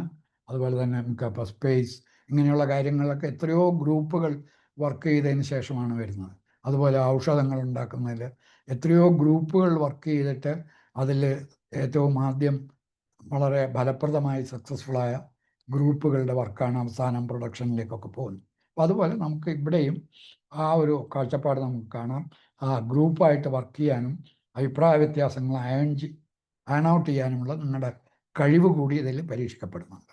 പിന്നെ അപ്പോൾ ഈ സംഗതികളുമായിട്ട് വരികയും അവിടെ നിങ്ങൾ ഒരു പ്രസൻറ്റേഷൻ നടത്തണം. ഓരോ ഗ്രൂപ്പും 8 മിനിറ്റാണ് ഒരു ഗ്രൂപ്പിന് കൊടുത്തിരിക്കുന്നത്. സാധാരണഗതിയിൽ ഇന്നൊവേഷൻ കോണ്ടസ്റ്റുകൾക്ക് ഇതിലും കുറഞ്ഞ സമയം മാത്രമേ കൊടുക്കുള്ളൂ. 5 മിനിറ്റ് സാധാരണ വളരെ പരമാവധി ഹൈ ആണ്. പക്ഷേ ഇവിടെ നമ്മൾ 8 ഇത് കൊടുക്കുന്നത് 4 മെമ്പേഴ്സ് ഉള്ളതിൽ ഓരോ മെമ്പർക്കും അതിൽ 2 മിനിറ്റ് വീതം കിട്ടണം. അത് നിങ്ങളുടെ ഗ്രൂപ്പിൽ തീരുമാനിച്ച് ആര് ആദ്യത്തെ ഭാഗം അവതരിപ്പിക്കും, ആര് നെക്സ്റ്റ് ഭാഗം അവതരിപ്പിക്കും. അത് നിങ്ങൾ വർക്കിൻ്റെയും നിങ്ങളുടെ ഡിസ്കഷൻ്റെയും വെളിച്ചത്തിൽ നിങ്ങൾക്കറിയാം ഈ പ്രശ്നത്തിലേക്ക് നിങ്ങൾ എങ്ങനെ എത്തി, എന്നിട്ട് നിങ്ങൾ ഏത് പ്രശ്നം സെലക്ട് ചെയ്തു, അതിനുള്ള കാരണങ്ങൾ, അത് കഴിഞ്ഞ് നിങ്ങൾ അതിനുവേണ്ടി എന്തെല്ലാം തത്വങ്ങൾ, എന്തെല്ലാം സോഴ്സിനെ നിങ്ങൾ ആശ്രയിച്ചുകൊണ്ട് നിങ്ങളിതിൽ മുന്നോട്ട് പോയി, അത് കഴിഞ്ഞ് നിങ്ങൾക്ക് തോന്നിയിട്ടുള്ള സൊല്യൂഷനായി തോന്നിയിട്ടുള്ള ആശയങ്ങൾ എന്തൊക്കെയായിരുന്നു, അതിൽ നിന്ന് പ്രധാനപ്പെട്ടത് എല്ലാം വേണ്ട, ചിലതൊക്കെ കാടൻ അഭിപ്രായങ്ങളൊക്കെ വരും, കുറച്ച് കഴിയുമ്പോൾ നമ്മൾ തള്ളിക്കളയും. പക്ഷെ അത് ഏറ്റവും പ്രധാനപ്പെട്ട സംഗതികൾ നമ്മൾ അവിടെ അറിയിച്ചുകൊണ്ട് അതിൽ ഏറ്റവും വർക്കബിളാണെന്ന് നമുക്ക് തോന്നിയിട്ടുള്ളത് ഇങ്ങനെ ഒരാശയമായതുകൊണ്ട് ആ ആശയമാണ് നമ്മൾ ഇതിൻ്റെ സൊല്യൂഷനായിട്ട് പ്രസൻറ്റ് ചെയ്യുന്നത്. അത് ചെയ്ത് തെളിയിക്കണമെന്ന് ഈ കോണ്ടസ്റ്റിൽ ഞങ്ങൾ ഉദ്ദേശിക്കുന്നില്ല, ഈ സ്റ്റേജിൽ. പക്ഷേ വളരെ ശ്രദ്ധേയമായിട്ടുള്ള, വളരെ എന്താണ് പറയുക, ആകർഷകമായിട്ടുള്ള നിർദ്ദേശങ്ങൾ നൽകിയിട്ടുള്ള ആളുകൾക്ക് തുടർന്ന് അത് റിയലൈസ് ചെയ്യാൻ വേണ്ടെന്നാണ്. അത് ഈ പ്രോജക്റ്റ് ടീമിലും ഈ പ്രോജക്റ്റ് ഫണ്ടിലും നമുക്ക് സാധിക്കില്ല. പക്ഷെ അങ്ങനെയുള്ള ആളുകൾക്ക് നമ്മൾ KDISC എന്ന് പറഞ്ഞിട്ടുള്ള ഗവൺമെൻറ് സംവിധാനമുണ്ട്. അതിൻ്റെ കീഴിൽ ഒരു YIP എന്നൊരു പ്രോജക്റ്റ് നടക്കുന്നുണ്ട്. അപ്പം അതിന് അവരുടെ സംവിധാനങ്ങളുണ്ട്. ഗവൺമെൻറ്റിൽ തന്നെ മറ്റ് മാർഗങ്ങളുണ്ട്. നമ്മുടെ science and technology and environment കൗൺസിലുണ്ട്. ഇങ്ങനെ ഒട്ടേറെ പിന്നെ നമുക്ക് ഇവിടെ സ്റ്റാർട്ടപ്പുകൾക്ക് വേണ്ടി സഹായിക്കുന്ന ഒരു സംവിധാനമുണ്ട്. അങ്ങനെ ഇന്നൊവേഷന് വേണ്ടിയിട്ടുള്ള ഒരുപാട് സംവിധാനങ്ങൾ നമ്മുടെ സംസ്ഥാനത്തുണ്ട്. അപ്പോൾ ഇങ്ങനെയുള്ള നല്ല ആശയങ്ങളെ നമ്മളത് റിയലൈസ് ചെയ്യാൻ വേണ്ടി നമ്മൾ അവരുമായി ബന്ധിപ്പിക്കുക എന്നുള്ളതാണ് ഞങ്ങളുടെ പ്രോജക്റ്റ് ടീമിൻ്റെ ഏറ്റവും ഒടുവിലത്തെ ഞങ്ങളുടെ ടാസ്ക്. അപ്പോൾ അതങ്ങനെ ചെയ്യും. അപ്പോൾ അതിനു വേണ്ടി വരുന്ന പണവും മെറ്റീരിയൽസും അതിന് വേണ്ടുന്ന എക്സ്പെർട്ടൈസും ഒക്കെ തന്നെ നമ്മൾ അറേഞ്ച് ചെയ്ത് തരും. അതായത് നിങ്ങൾക്ക് നല്ലൊരു ആശയമുണ്ടെങ്കിൽ അതിനെ ഒരു പ്രൊഡക്ഷനൈസ് ചെയ്യാനോ അല്ലെങ്കിൽ അതൊരു സർവീസ് ഐഡിയ ആണെന്നുണ്ടെങ്കിൽ അതൊരു സർവീസ് ഐഡിയ ആക്കി അതിനെന്തെങ്കിലും IT സംവിധാനങ്ങളോ ആപ്പുകൾ ഡെവലപ്പ് ചെയ്യുക. അങ്ങനെ പല രീതിയിലും നമുക്ക് ഐഡിയാസ് എങ്ങനെ നമ്മൾ ചെയ്യുന്നു എന്നുള്ളത് അത് ഇതിൻ്റെ ഇന്നൊവേഷൻ്റെ എൻഡിൽ മാത്രമേ നമുക്ക് പറയാൻ പറ്റുള്ളൂ. അപ്പോൾ ആ രീതിയിലേക്ക് നമുക്ക് പോകാനുള്ള എല്ലാ സഹായവും ഉണ്ടാവും. അപ്പോൾ ഇത് പ്രസൻറ്റ് ചെയ്യുക എന്നുള്ളതാണ് നമ്മുടെ പ്രധാനപ്പെട്ട ജോലി. ഇത് കഴിഞ്ഞാൽ നമുക്കൊരു 7 മുതൽക്ക് 10 ദിവസം വരെയുള്ള സമയം നെക്സ്റ്റ് കോൺടെസ്റ്റ് വരെ. ഇതിനെ നിങ്ങൾക്ക് ആദ്യത്തെ കോൺടെസ്റ്റിൻ്റെ അപ്പം നിങ്ങൾ പലരുടെ നിങ്ങൾക്ക് കാണാം, മറ്റുള്ള നിങ്ങളുടെ മറ്റ് ഗ്രൂപ്പുകളും അവതരിപ്പിക്കുന്നതും അവർ ചെയ്ത കാര്യങ്ങളൊക്കെ നിങ്ങൾ കാണാം. അതുപോലെ ജഡ്ജിമാർ എന്തെങ്കിലുമൊക്കെ ചോദ്യം ചോദിക്കും. ഈ ചോദ്യങ്ങൾക്കുള്ള മറുപടിയും ഇതെല്ലാം കൂടി മൊത്തം നിങ്ങളത് അറ്റൻഡ് ചെയ്ത് കഴിയുമ്പോൾ ഇതിനെ കുറച്ചുകൂടി മെച്ചപ്പെടുത്താമായിരുന്നു എന്ന് നിങ്ങൾക്കൊരു തോന്നൽ ഉണ്ടാവുന്നുണ്ടെങ്കിൽ ആ മെച്ചപ്പെടുത്തൽ കൂടി വരുത്താനുള്ള ഒരാഴ്ചത്തെ സമയമെങ്കിലും തന്നു കഴിഞ്ഞിട്ട് അടുത്ത ഘട്ടം മത്സരം ഉണ്ടാവും. അതിപ്പോൾ ഒരു 10-12 ഗ്രൂപ്പുകൾ മാത്രമേ ഉള്ളൂ എങ്കിൽ നമ്മൾ അതിന് അതേപടി നമ്മൾ ഡിസ്ട്രിക്ട് ലെവൽ കോൺടെസ്റ്റ് വരും. ഡിസ്ട്രിക്ട് ലെവൽ കോൺടെസ്റ്റ് വരും. അതിൽ കൂടുതലുണ്ടെങ്കിൽ നമ്മൾ ഉദ്ദേശിക്കുന്നത്, ഉദാഹരണത്തിന് അത് കോളേജിൻ്റെ ലെവലിൽ ഞാൻ പ്രതീക്ഷിക്കുന്നില്ല, പക്ഷേ ഉണ്ടെങ്കിൽ നമുക്ക് ചെയ്യാം.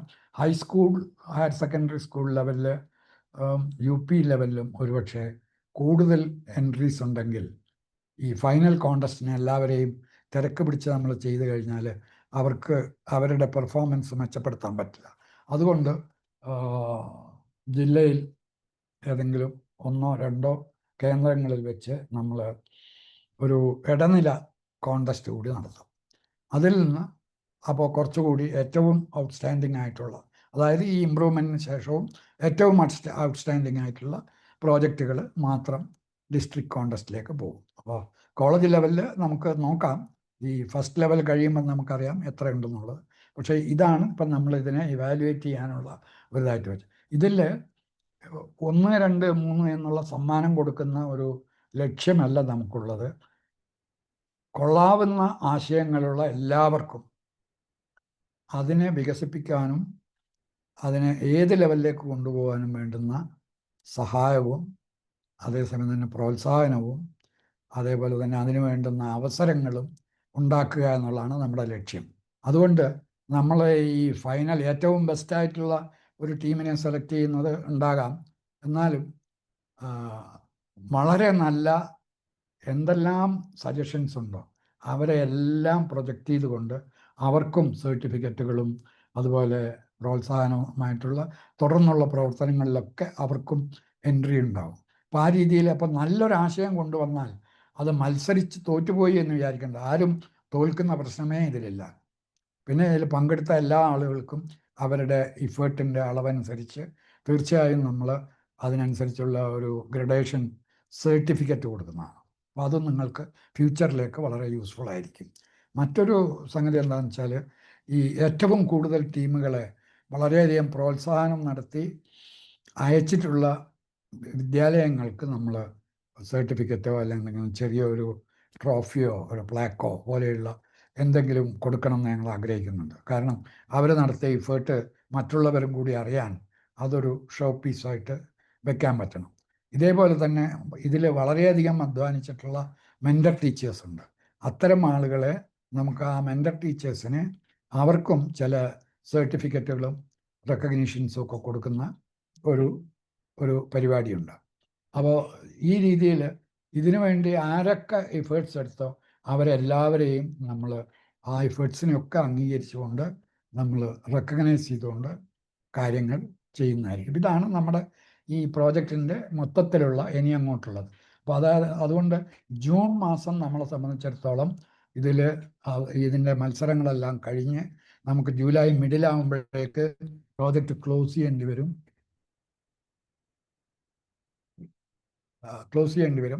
അപ്പോൾ ആ രീതിയിലുള്ള ഒരു വർക്കാണ്. അപ്പോൾ ഇപ്പോൾ ഇതിൻ്റെ എങ്ങനെയാണ് നമ്മൾ പോകുന്നതിനെ കുറിച്ചുള്ള ഒരു പിക്ചർ ക്ലിയർ ആയിട്ട് തരാൻ വേണ്ടിയിട്ടാണ്. ഇനി നമുക്കുള്ളത് ഈ പ്രോജക്റ്റുകളെ എങ്ങനെ, അവിടെയാണ് നിങ്ങൾക്ക് എന്തെങ്കിലും സംശയമുണ്ടെങ്കിൽ ക്ലാരിഫിക്കേഷൻ ചെയ്യേണ്ടത്. ചില ആളുകൾക്ക് അവരെടുത്തിട്ടുള്ള പ്രോജക്റ്റ് അതൊരു ആ രീതിയിലുള്ള കുറച്ച് വർക്ക് ചെയ്ത് കഴിഞ്ഞവർക്ക് തീർച്ചയായിട്ടും സംശയങ്ങളുണ്ടാവും. അതിന് എന്തെങ്കിലും രീതിയിലുള്ള ചില മാറ്റങ്ങളൊക്കെ വരുത്താൻ പറ്റുമോ എന്നുള്ളത്. അതിന് ഞങ്ങളാലാവുന്ന വിധം ഡോക്ടർ ജയറാമനുണ്ട്, ഞാനുണ്ട്, ഡോക്ടർ രത്നകുമാറുണ്ട്, അതുപോലെ ഇതിൽ തന്നെയുള്ള നിങ്ങളുടെ ചില മെൻറ്റർ ടീച്ചേഴ്സും അവരും they are actually very good experts. ഇത്തരം കാര്യങ്ങൾ നല്ല പരിചയമുള്ള ആളുകളാണ്. അപ്പോൾ അവർക്കും ഇതിൽ ഇടപെട്ട് നിങ്ങളുടെ സംശയങ്ങൾക്ക് നിവാരണം വരുത്താൻ കഴിയും. അപ്പോൾ ഇനി ബാക്കിയുള്ള സമയം അത്രയും. ഇനി ഇതിൽ വേറെ സംശയങ്ങളൊന്നുമില്ലല്ലോ. പിന്നെ നമുക്ക് വേണ്ടതെന്ന് വെച്ചാൽ ഈ രജിസ്ട്രേഷനിൽ എന്താണ് വേണ്ടതെന്ന് ചോദിച്ചാൽ, ഇപ്പോൾ പലരും ഞങ്ങൾ ഗ്രൂപ്പ് ചെയ്യുന്നുണ്ട് എന്നല്ലാതെ നമുക്ക് വേണ്ടത് ഈ ഗ്രൂപ്പിലുള്ള 4 പേരുടെയും പേര്. അവരിപ്പം കോളേജാണെന്നുണ്ടെങ്കിൽ ഏത് ഇയർ ലെവലിൽ നിൽക്കുന്ന അല്ലെങ്കിൽ ഏത് സെമിസ്റ്റർ ലെവലിൽ നിൽക്കുന്നവരാണ് എന്നുള്ളത് വേണം. അതിന് പുറമെ ആ ഗ്രൂപ്പിൻ്റെ മെൻറ്റർ ടീച്ചർ ആരാണ്. ഒരുപക്ഷെ ഒരു കോളേജിലുള്ള എല്ലാ ഗ്രൂപ്പുകൾക്കും ഒരേ മെൻറ്റർ ടീച്ചർ ആയിരിക്കാം. അങ്ങനെയാണെന്നുണ്ടെങ്കിൽ ഒരേ ആളുടെ പേര് തന്നെ ഓരോ ഗ്രൂപ്പിലും ചേർക്കണം. അത് കഴിഞ്ഞിട്ട് ഇവർ ചെയ്യുന്ന വർക്ക് ഏത് വിഷയമേഖലയിൽപ്പെട്ടതാണ്, എനർജി പറ്റുമെങ്കിൽ അതിന് പ്രോജക്റ്റിൻ്റെ ടൈറ്റിൽ തന്നെ കൊടുക്കാം, നിങ്ങൾ കൊടുത്തിട്ടുള്ള ടൈറ്റിൽ തന്നെ കൊടുക്കാം. അതില്ലെങ്കിൽ അറ്റ്ലീസ്റ്റ് ഏത് വിഷയത്തിൽപ്പെട്ടതാണ് എന്ന് പറഞ്ഞെങ്കിൽ മാത്രമേ നിങ്ങൾ അവിടെ വരുന്ന ജഡ്ജസ് അതിനെ പറ്റിയ ആളുകൾ വന്നെങ്കിൽ മാത്രമേ നിങ്ങളുടെ യഥാർത്ഥ കഴിവ് അവർക്ക് ഇവാലുവേറ്റ് ചെയ്യാൻ പറ്റുള്ളൂ. അപ്പോൾ അതുകൊണ്ട് കൂടിയാണ് ഞങ്ങൾക്ക് ഇത് അറിഞ്ഞിരിക്കണം മുൻകൂട്ടി എന്ന് പറയുന്നത്. അപ്പോൾ നമുക്ക് ഇതിന് ജഡ്ജ് ചെയ്യാൻ പറ്റുന്ന ആളുകൾക്ക് ക്ഷാമമൊന്നുമില്ല. പക്ഷേ നമ്മൾ ഏറ്റവും റൈറ്റ് ആയിട്ടുള്ള ആളുകൾ സെലക്ട് ചെയ്ത് അയക്കാൻ കഴിയും. നിങ്ങൾ ഏത് വിഷയത്തിലാണ് വർക്ക് ചെയ്തതെന്ന്. ഇപ്പോൾ ഓരോ കോളേജിൽ നിന്നും ഇപ്പോൾ 6 ഗ്രൂപ്പ് ഉണ്ടെങ്കിൽ 6 ഗ്രൂപ്പിൻ്റെ ഏത് മേഖലകളാണെന്നും എങ്കിലും എഴുതണം. അതിന് പുറമെ ഈ കോളേജിൻ്റെ പേര്, അത് ഏത് താലൂക്കിലാണ്, ഏത് ഡിസ്ട്രിക്റ്റിലാണ്. കാരണം ഈ ഇൻഫർമേഷൻ നമുക്ക് നിങ്ങൾ സെലക്ട് ചെയ്തിട്ടുള്ള പ്രശ്നങ്ങൾ അതിന് ആക്ച്വലി മാർക്ക് ഏതാണ്ട് ഒരു 25 to 30% മാർക്കെങ്കിലും നിങ്ങൾ പ്രോബ്ലം സെലക്ട് ചെയ്യുന്നതിനുണ്ടാവും. നിങ്ങൾ പലപ്പോഴും ഉദ്ദേശിക്കുന്നത് ഒരു പ്രോബ്ലം പരിഹരിച്ച് കഴിഞ്ഞാൽ അല്ലെങ്കിൽ അതിനൊരു സൊല്യൂഷൻ ഉണ്ടായി കഴിഞ്ഞാൽ ആ സൊല്യൂഷന് മാത്രമാണ് മാർക്ക് എന്നുള്ളതാണ്. അത് മാത്രമല്ല, ഇതിൽ നമ്മളൊരു തീം തന്നിട്ടുണ്ട്. ആ തീമുമായിട്ട് എന്തുമാത്രം ചില പ്രോജക്റ്റുകളൊക്കെ തീമിൽ നിന്ന് സ്വല്പം അകന്നായിരിക്കും, ചിലതൊക്കെ വളരെ അടുത്തായിരിക്കും. അപ്പോൾ ആ തീമുമായിട്ട് എന്തുമാത്രം അടുത്തിരിക്കുന്നു, അങ്ങനെ നിങ്ങളുടെ എഫേർട്ട് ഇതിനു വേണ്ടി എത്രത്തോളം നിങ്ങൾ ചിട്ടയായിട്ടും എത്രത്തോളം ആളുകളെ കൺസൾട്ട് ചെയ്ത് എത്രത്തോളം റെഫറൻസ് ചെയ്ത് ഈ കാര്യങ്ങളൊക്കെ നിങ്ങൾ ഈ നോട്ട്ബുക്കിൽ എഴുതി വെക്കാം. അതുകൊണ്ട് നിങ്ങൾ ഈ ഫസ്റ്റ് ലെവൽ കോൺടെസ്റ്റിന് വരുമ്പോൾ നിങ്ങളുടെ ഈ വർക്ക് ബുക്ക് സബ്മിറ്റ് ചെയ്യണം. അതിന് ഇവാലുവേറ്റ് ചെയ്യും. അതിനും ഇതിൽ മാർക്കുണ്ടാവും. അത് കഴിഞ്ഞ് റിസൾട്ട് ചിലപ്പോൾ നിങ്ങൾ ഉദ്ദേശിച്ച രീതിയിൽ വന്നിട്ടുണ്ടാവില്ല. പക്ഷേ അതിനെക്കുറിച്ച് വിഷമിക്കേണ്ട. ആ റിസൾട്ട് സക്സസ്ഫുൾ ആയോ ഇല്ലയോ എന്നുള്ളതല്ല ചോദ്യം. നിങ്ങൾ ആ റിസൾട്ടിന് പോകാനുള്ള ആ പ്രിപ്പറേഷനും അതിന് വേണ്ടിയുള്ള അതിൻ്റെ മെത്തഡോളജിയും അതിൻ്റെ നിങ്ങളെ ലോജിസ്റ്റിക്സും ഒക്കെയാണ് നമ്മൾ വിലയിരുത്തുന്നത്. അത് ചിട്ടയായിട്ട് നിങ്ങൾ പോയിട്ടുണ്ടെങ്കിൽ നിങ്ങൾക്ക് റിസൾട്ട് കിട്ടിയാലും ഇല്ലെങ്കിലും നിങ്ങളുടെ വർക്ക് വളരെ വാല്യുബിളാണ്. പക്ഷേ നിങ്ങൾ ഉദ്ദേശിച്ച രീതിയിൽ തന്നെ പോയി അതേ റിസൾട്ട് അല്ലെങ്കിൽ അതിനേക്കാൾ നല്ല റിസൾട്ട് കിട്ടിയാൽ തീർച്ചയായും അതിനൊരു അഡീഷണൽ പോയിൻറ്റ്സ് അവർക്ക് കിട്ടും എന്നുള്ളതല്ലാതെ അത് കിട്ടിയില്ല എന്നുള്ളത് കൊണ്ട് നിങ്ങളുടെ കോർ ഇവാലുവേഷനിൽ ദോഷമൊന്നും വരില്ല. നിങ്ങളത് എങ്ങനെ അനലൈസ് ചെയ്തു എന്നുള്ളതാണ് ഇതിലത്തെ പ്രധാനം. അപ്പോൾ ഇത്രയും പറഞ്ഞതുകൊണ്ട് ഈ പ്രോജക്റ്റിൻ്റെ ഇവാലുവേഷനും ഇതെങ്ങനെയാണ് നമ്മൾ എൻഡ് ചെയ്യാൻ പോകുന്നത് എന്നുള്ള ഒരു പിക്ചർ നിങ്ങൾക്ക് കിട്ടിയിട്ടുണ്ടാകും. അതുപോലെ 8 മുതൽ 12 വരെ എന്നുള്ള തീയതികളിൽ കോളേജ് ഗ്രൂപ്പിന് ഏറ്റവും അനുയോജ്യമായ തീയതി ഏതായിരിക്കും എന്ന് പറഞ്ഞാൽ കോളേജ് ഗ്രൂപ്പിൻ്റെ ആ മത്സരം നമ്മൾ ആ തീയതിക്ക് വെക്കുന്നതാണ്. കാരണം കോളേജിൽ എനിക്കറിയാം ഈ നിങ്ങളുടെ പരീക്ഷകൾ മറ്റ് ചില പരിപാടികൾ ഒക്കെ ആയിട്ട് പലർക്കും വളരെ വ്യത്യസ്തമായിട്ടുള്ള ഒരു ടൈം ഷെഡ്യൂളിലാണ് കോളേജ് വിദ്യാർത്ഥികൾ പോകുന്നത്. നമ്മുടെ യൂണിവേഴ്സിറ്റികളുടെ ഇതിനുള്ള പല അസ്ഥിരതകൾ കാരണവും പല മാറ്റങ്ങളൊക്കെ ഉണ്ടാവും. അതുകൊണ്ടാണ് നിങ്ങളോട് തന്നെ ചോദിക്കുന്നത്, നിങ്ങളുടെ ഇപ്പോഴത്തെ അറിവിൽ ഈ തീയതികളിൽ ഏതായിരിക്കും നല്ലത് എന്ന് ചോദിച്ചു കഴിഞ്ഞാൽ ആ ദിവസത്തേക്ക് നിങ്ങൾ അത് മുൻകൂട്ടി അറിയിക്കും, നിങ്ങൾ എഴുതി അറിയിക്കും. ഇപ്പം ഇത്രയും പറഞ്ഞു കഴിഞ്ഞാൽ ഇനി നമുക്ക് ഈ സബ്ജക്റ്റുമായിട്ട് നിങ്ങൾക്കുള്ള സംശയങ്ങൾ, അതുപോലെ തന്നെ ഈ നടത്തുന്ന പരിപാടിയെക്കുറിച്ചും എന്തെങ്കിലും ക്ലാരിഫിക്കേഷൻ വേണമെന്നുണ്ടെങ്കിൽ അതൊക്കെ ചോദിക്കാം. അത് ഞങ്ങളാലാവുന്ന വിധം മറുപടി പറയാം. അപ്പോൾ ശരി, ഡോക്ടർ രത്നകുമാർ, ഡോക്ടർ ജയറാമൻ, നിങ്ങൾ രണ്ടുപേരും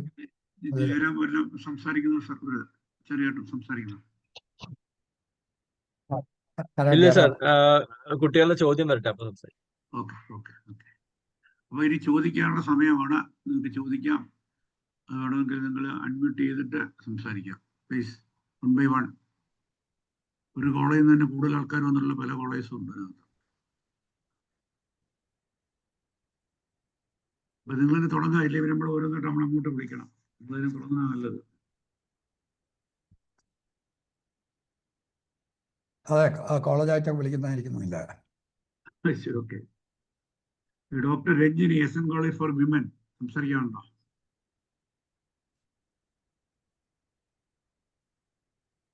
ഡോക്ടർ രഞ്ജിനി, പ്ലീസ്.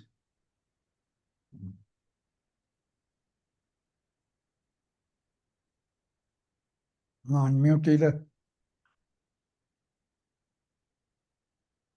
റെഡിയല്ല.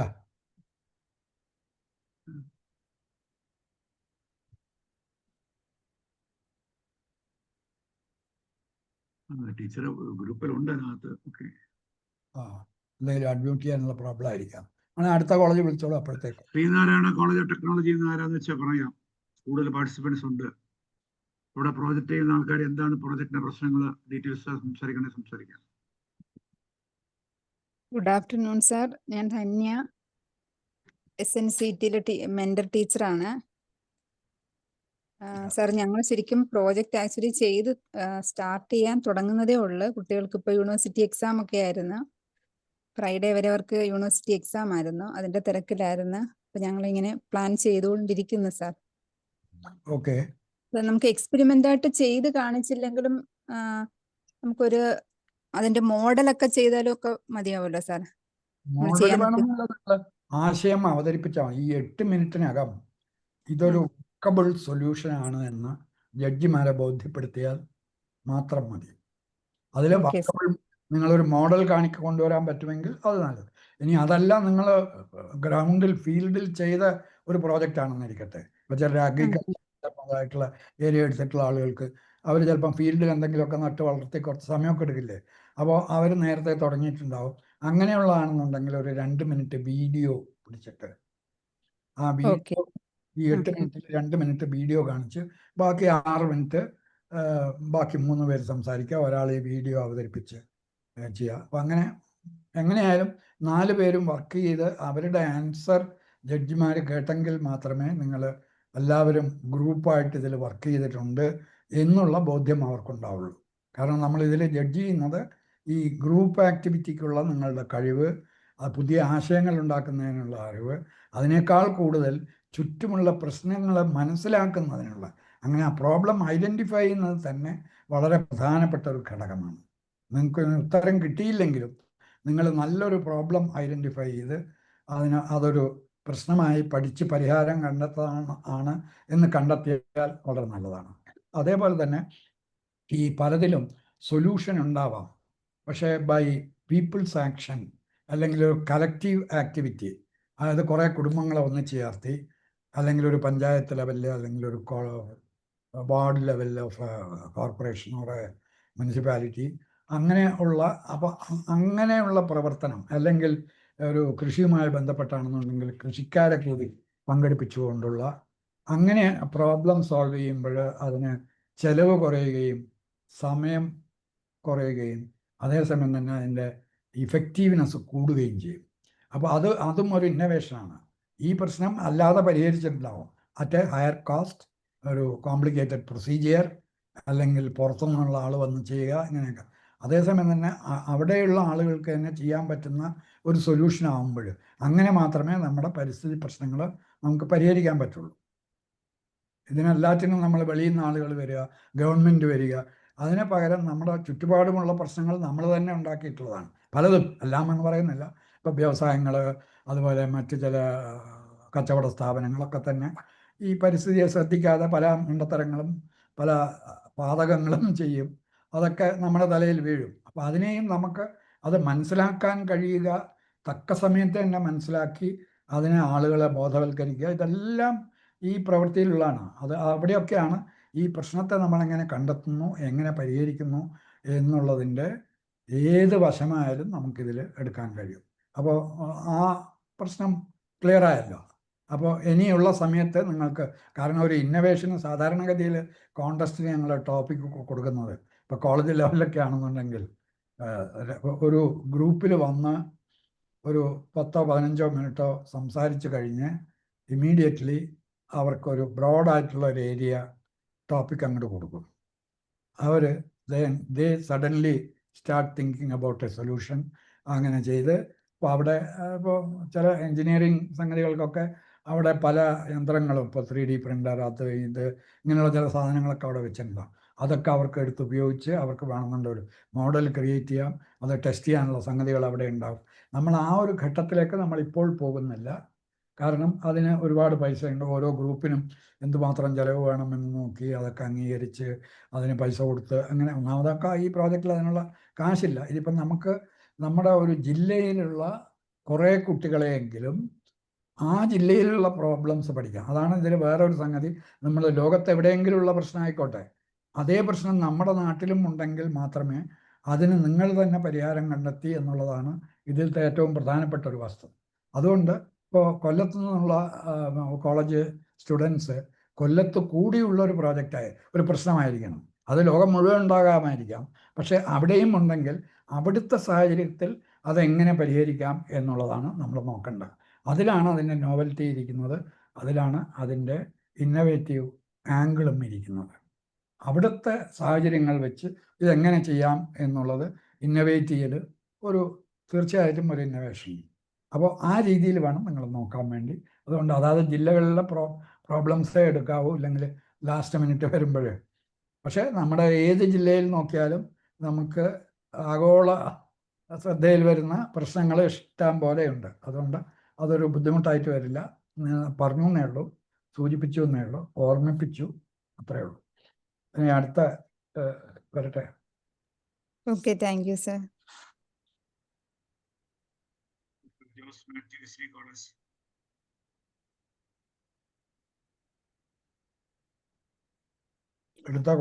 സാർ, എന്റെ പേര് ജോസ് മാത്യു എന്നാണ്. ഞാൻ ആലപ്പുഴ ST കോളേജിലെ ബോട്ടണിയിൽ അധ്യാപകനാണ്, മെന്റൽ ടീച്ചറാണ്.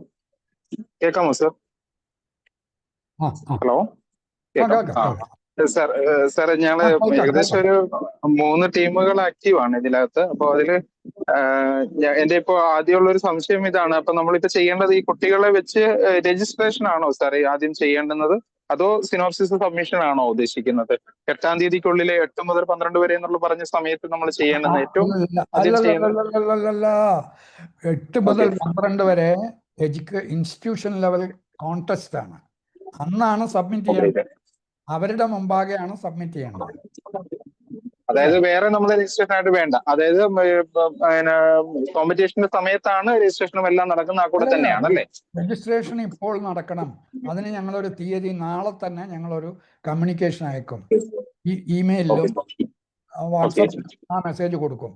അപ്പോൾ ആ തീയതിക്ക് മുമ്പ് മനസ്സിലായി. മെയ് 31 അല്ലെങ്കിൽ ജൂൺ 1, 2 ആയിരിക്കാം. ആ തീയതി നമ്മൾ ഇന്ന് വൈകുന്നേരം ഞങ്ങളൊരു കമ്മിറ്റി കൂടിയിട്ടാണ് തീരുമാനിക്കുന്നത്. അപ്പോൾ അത് ഡേറ്റ് നിങ്ങളെ അറിയിക്കും. അറിയിച്ചു കഴിഞ്ഞാൽ അതിന് മുമ്പ് നമുക്ക് ഞാൻ നേരത്തെ പറഞ്ഞ മാതിരി ഓരോ ഗ്രൂപ്പിലുള്ള ആളുകളുടെ പേര്, അവരുടെ സെമിസ്റ്റർ ലെവൽ, അതുപോലെ പിന്നെ അതിൻ്റെ താലൂക്ക്, ജില്ല, ടോപ്പിക്ക്, മെന്റർ ടീച്ചർ, ഇൻസ്റ്റിറ്റ്യൂഷൻ്റെ പേര്, ഇത്രയും കാര്യങ്ങളുള്ള ഒരു ഡാറ്റയാണ് നമുക്ക് തരേണ്ടത്. അപ്പോൾ അത് തന്ന ആളുകൾ മാത്രമേ കോൺടെസ്റ്റിൽ ഉണ്ടാവുള്ളൂ. അവരുടെ കോൺടെസ്റ്റിന് വേണ്ടിയായിരിക്കും ഈ ജഡ്ജിങ് കമ്മിറ്റി ഉണ്ടാക്കുന്നത്. അത് കഴിഞ്ഞ് പിന്നീട് ഞാനുണ്ട് എന്ന് പറഞ്ഞ് അവിടെ വന്നു കഴിഞ്ഞാൽ നമുക്ക് പരിശോധിക്കാൻ പറ്റില്ല. കാരണം അത് ബുദ്ധിമുട്ടാണ് അധ്യാപകർക്ക് തീർച്ചയായും. അപ്പോൾ അതുകൊണ്ട് സാറേ മറ്റൊരു സംശയമുള്ളത് സാർ, ഈ നമ്മൾ ഈ പറഞ്ഞ ഇതിനൊരു പ്രത്യേകിച്ചൊരു പാറ്റേൺ ഉണ്ടോ ഈ സിനോപ്സിസിന്, ഒബ്ജക്റ്റീവ്സ് ഓർ സംതിങ് അങ്ങനെയൊക്കെയുള്ള ഒരു പാറ്റേൺ ആയിട്ട് നമുക്ക് ഫോർമാറ്റ് ആയിട്ടുണ്ടോ എന്നുള്ള കാര്യം കൂടി ഒന്ന് അറിയാൻ ഇല്ല. ഇതിലാകപ്പാടെ പ്രോജക്റ്റിന്റെ എസൻസ് ഞങ്ങള് ഇന്നേ ഗ്രൂപ്പ് ഞങ്ങളുടെ ചുറ്റുപാടുമുള്ള അല്ലെങ്കിൽ ഞങ്ങളുടെ ജില്ലയിൽ മൊത്തത്തിലുള്ള ഇങ്ങനെ ഒരു പ്രശ്നം വളരെ ഗുരുതരമാണെന്ന് കാണുന്നു. ഇംഗ്ലീഷിലോ മലയാളത്തിലോ എന്തെങ്കിലും വെച്ചാൽ ഇങ്ങനെ കണ്ട് ഈ വിഷയത്തെക്കുറിച്ച് ഞങ്ങൾ കൂടുതൽ അന്വേഷിച്ചതിൽ പഠിച്ചതിൽ ഇന്നേ കാരണങ്ങൾ കൊണ്ടാണ് ഇത് വരുന്നത്, അല്ലെങ്കിൽ സോഴ്സിൽ നിന്നാണ് ഇത് വരുന്നത് എന്നൊക്കെ പറഞ്ഞ്, അപ്പൊ അതുകൊണ്ട് ഞങ്ങൾ ചർച്ച ചെയ്ത് ഇത് വളരെ പ്രധാനപ്പെട്ടതാണ് മനസ്സിലാക്കി. ഇങ്ങനത്തെ പ്രശ്നം ഇങ്ങനത്തെ പ്രശ്നങ്ങൾ എവിടെയൊക്കെ ഉണ്ട്, എവിടെയൊക്കെ ഇതിന് പരിഹാരം കാണാൻ ശ്രമിച്ചിട്ടുണ്ട് എന്ന് നിങ്ങൾ നെറ്റിൽ സെർച്ചൊക്കെ നടത്തി ആ ഗ്രൂപ്പിൽ മൈക്ക് ഒന്ന് ക്ലോസ് ചെയ്യണം. ഇത് കഴിഞ്ഞിട്ട് യു ക്യാൻ സ്റ്റാർട്ട് സ്പീക്കിംഗ്. മനസ്സിലായി? അപ്പോൾ ആ ഒരു കാര്യമാണ് നിങ്ങൾ എഴുതേണ്ടത്. അത് കഴിഞ്ഞ് ഇങ്ങനെ ഞങ്ങൾ ഈ പ്രശ്നത്തിലേക്ക് എത്തിയിരിക്കുന്നു. അത് നന്ന രീതിയിൽ ഞങ്ങളത് പരിഹരിക്കാൻ വേണ്ടി ശ്രമിച്ചു. അതിൽ ഞങ്ങൾക്ക് തോന്നിയിട്ടുള്ള സൊല്യൂഷൻസ് ഇന്നൊക്കെ ആയിരുന്നു. അതിപ്പോൾ ഒരു 3 സൊല്യൂഷൻ തോന്നി. അതിൽ 1ഉം 2ഉം നിങ്ങൾ പിന്നീടുള്ള ചർച്ചയിൽ സക്സസ്ഫുൾ ആവില്ല എന്ന് തോന്നി നിങ്ങളത് ഡ്രോപ്പ് ചെയ്തു. പിന്നെ അതിൽ നിങ്ങൾ ഒടുക്കം തിരഞ്ഞെടുത്തത് ഈ ഒരു രീതിയാണ്. അതിന് ഞങ്ങൾ ഇന്നതാണ് സജസ്റ്റ് ചെയ്തിരിക്കുന്നത്. അത് ഇന്നേ കാരണങ്ങൾ കൊണ്ട് അത് വർക്കബിൾ ആവും എന്ന് നിങ്ങൾക്ക് തോന്നുന്നു. കാരണം നമ്മളുടെ സജഷൻ നടപ്പാക്കാതിരിക്കാൻ ഉള്ള കൗണ്ടർ ഫോഴ്സസിനെ നമ്മൾ നോക്കണമല്ലോ. അതിന് സാമ്പത്തികം ഒരു കൗണ്ടർ ഫോഴ്സാണ്. അതിനുള്ള നോഹൗ രാജ്യത്തുണ്ടോ എന്നുള്ളത് ഒരു പ്രശ്നമാണ്. ഇങ്ങനെ പല പ്രശ്നങ്ങളും ഇതിലുണ്ടല്ലോ. അത് ചെയ്യാനുള്ള ആളുകളുണ്ടോ, സ്കിൽഡായിട്ടുള്ള ആളുകളുണ്ടോ, ഇങ്ങനെയൊക്കെയുള്ള കാര്യങ്ങൾ ഇതെല്ലാം നിങ്ങളതിൽ അനലൈസ് ചെയ്തിട്ട് അതുകൊണ്ട് ഇവിടെ ഇത് ചെയ്യാൻ പറ്റും എന്ന് നിങ്ങൾ നിഗമനം നിങ്ങൾ അടിച്ച് തറപ്പിച്ച് പറയണം. 4ാമത്തെ ആൾ വരുമ്പോഴേക്ക് അയാൾ അടിച്ച് തറപ്പിച്ച് പറയേണ്ടത് ഈ രീതിയിൽ പോയാൽ ഇത് സക്സസ്ഫുൾ ആവുന്നുള്ള. ആവോ ഇല്ലയോ എന്നുള്ളത് ജഡ്ജിമാർ തീരുമാനിക്കും. അതിനെക്കുറിച്ച് നമുക്ക് അവരെ വിട്ടുകൊടുക്കുകയല്ലാതെ നമുക്കൊന്നും ചെയ്യാൻ പറ്റില്ല. പക്ഷേ നിങ്ങൾ ഇതാണ് നിങ്ങൾ സിനോപ്സിസ് ആയിട്ട് എഴുതേണ്ടത്. അത് എഴുതിയാൽ മാത്രം പോരാ, അത് ഓറലായിട്ട് അവിടെ പ്രസൻറ്റ് ചെയ്തിരിക്കണം. ഓക്കെ സർ, മനസ്സിലായി. ക്ലിയർ ആണ്. അടുത്ത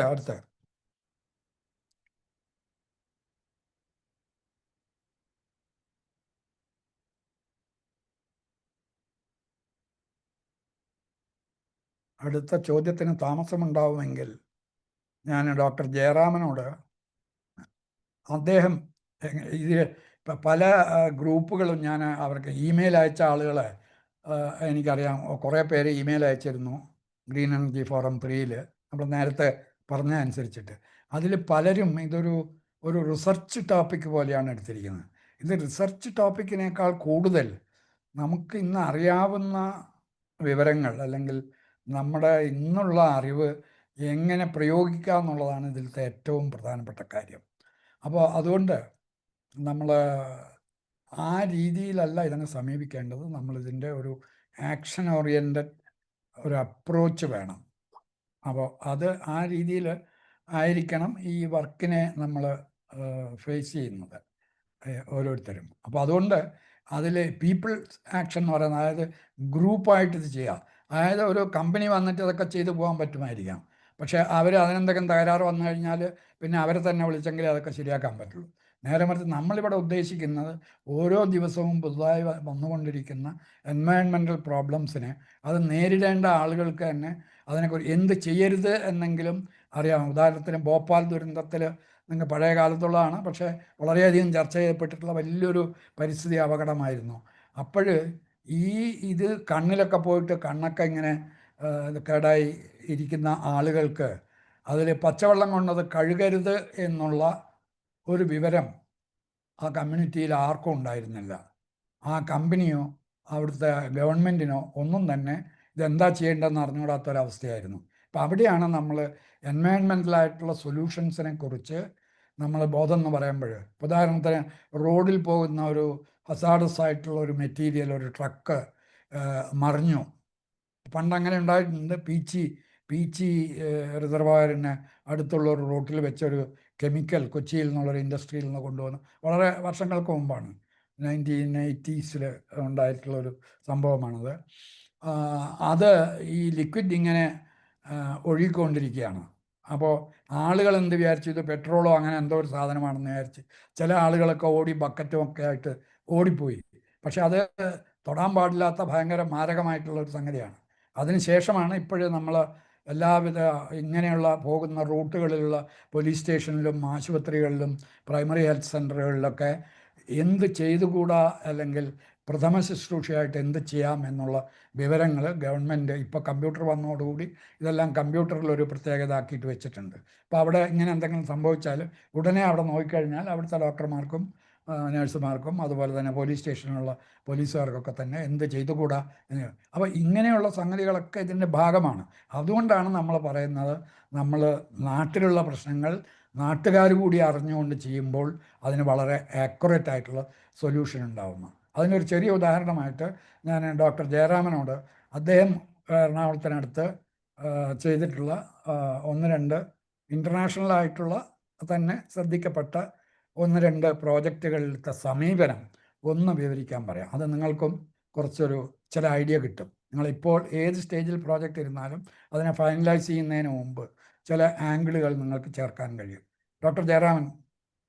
താങ്ക് യു സർ.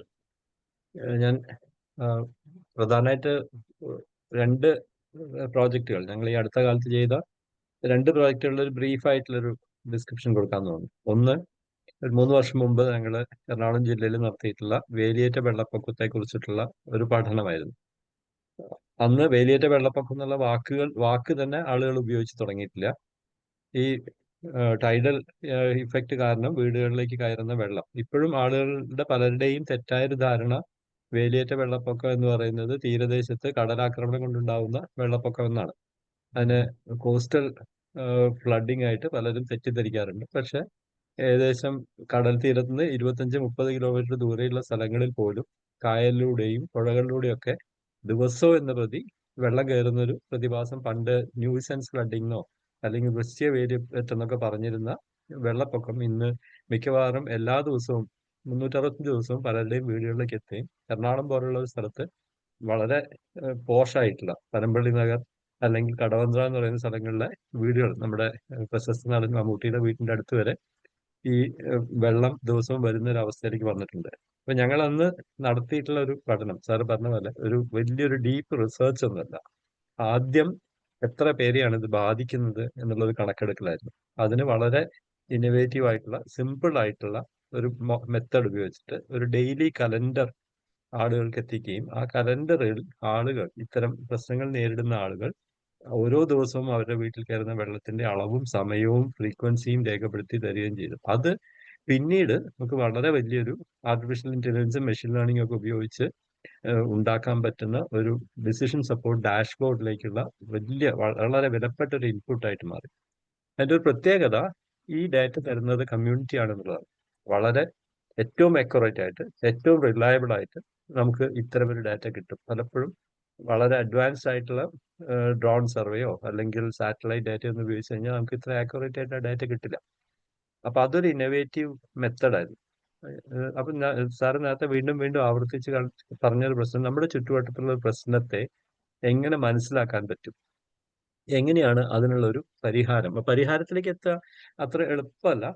കാരണം ഒട്ടനവധി പ്രശ്നങ്ങൾ ഇതിൽ ഒരുമിച്ച്, ഇപ്പൊ കടലിന്റെ ജലനിരപ്പ് ഉയരുന്നുണ്ട് എന്നുള്ളതാണ് ഒരു കാര്യം. ഇപ്പോഴാണ് അങ്ങനെ അതിനെക്കുറിച്ച് അന്വേഷിക്കുമ്പോഴാണ് നമ്മൾ അറിയുന്നത് ലോകത്തിൽ ഏറ്റവും കൂടുതൽ ചൂട് പിടിച്ചിട്ടുള്ളത് അറബിക്കടലാണെന്നുള്ളതാണ്. അതെന്തുകൊണ്ട് എന്നുള്ളതിന് ഉത്തരം തേടുമ്പോഴാണ് അത് ഭൂമധ്യരേഖയുടെ അടുത്താണെന്നുള്ളതുകൊണ്ടാണ് അറിയുന്നത്.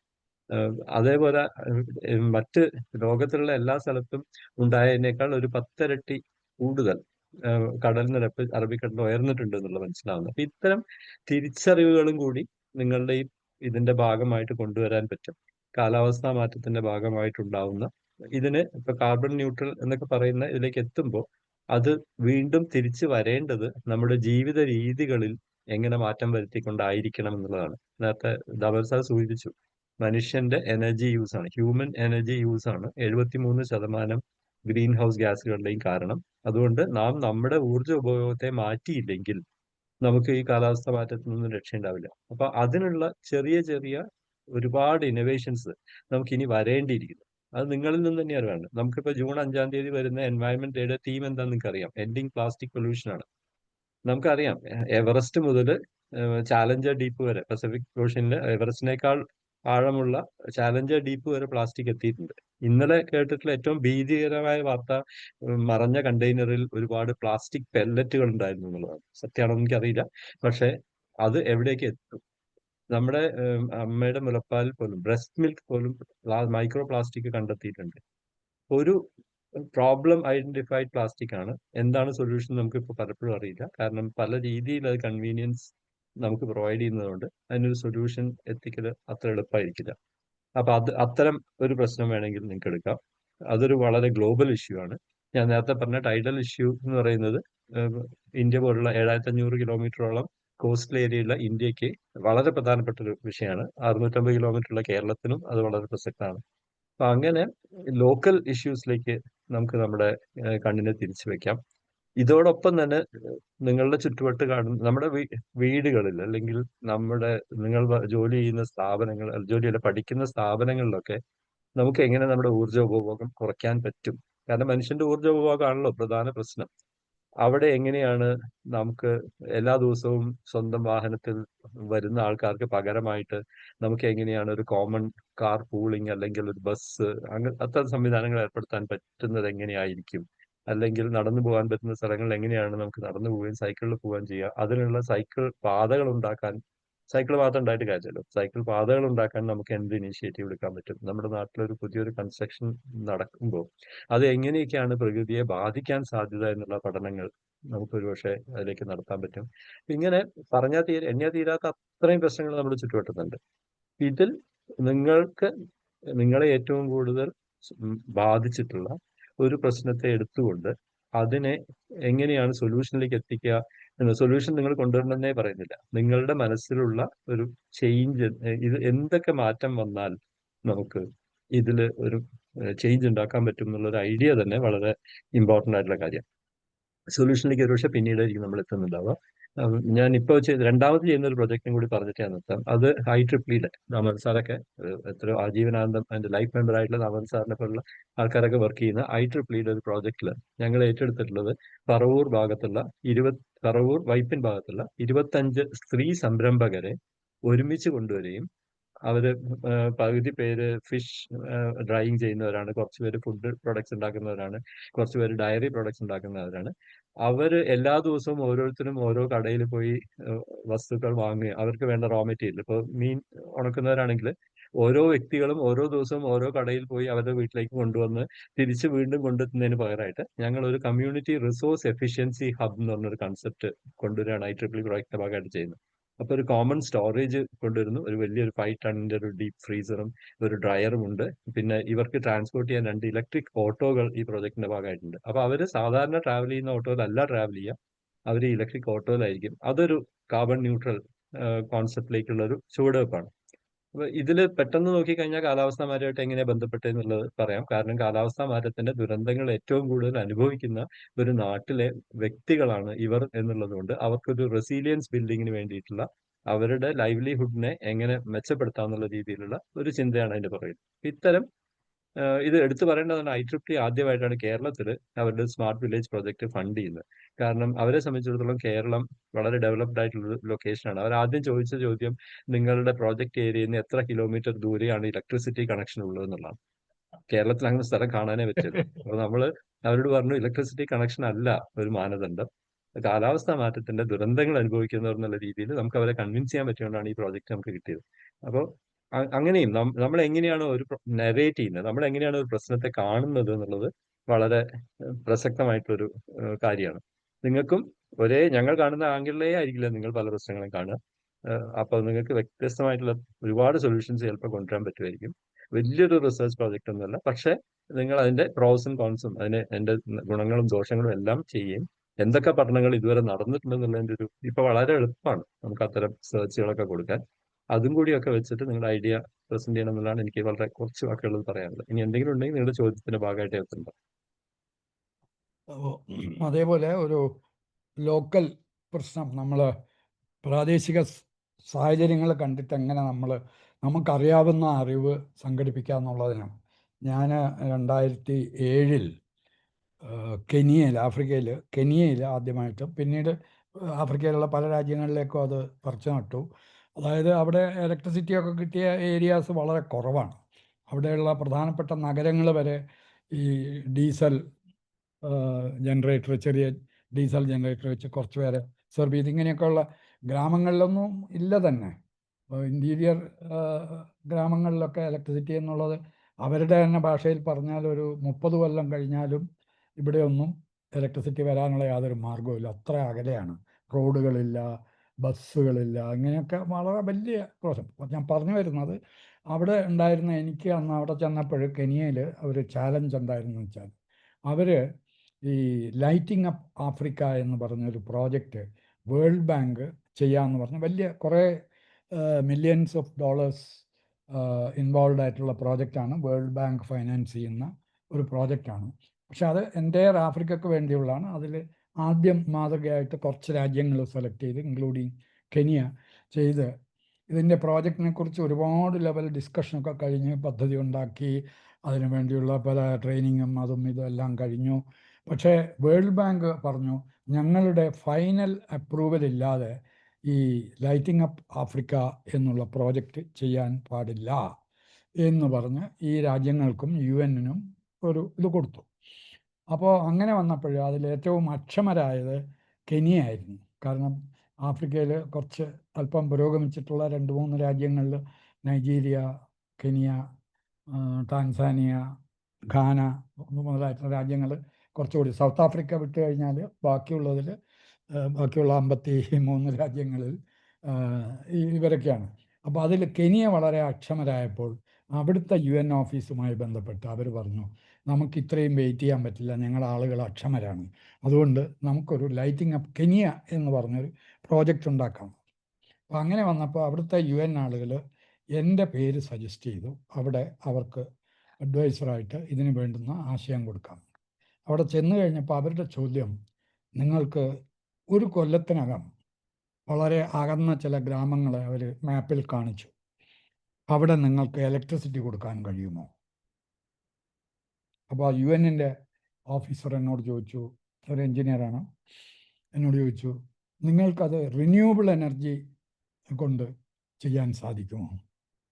അപ്പോൾ ആകെ കുടുങ്ങി. നമ്മൾ ഇതൊന്നും കണ്ടിട്ടില്ല, അവിടെ എന്താണെന്നുള്ളത് ഒന്നും ഒരു ഐഡിയയുമില്ല. ആകെ നമുക്കറിയാവുന്ന കുറേ വിവരങ്ങളൊക്കെ വെച്ച്, കാരണം 2001 മുതൽക്ക് ഞാൻ കെനിയയിൽ പലതവണ പോയിട്ടുണ്ട് പല പ്രോജക്റ്റുകൾക്കുമായിട്ട്.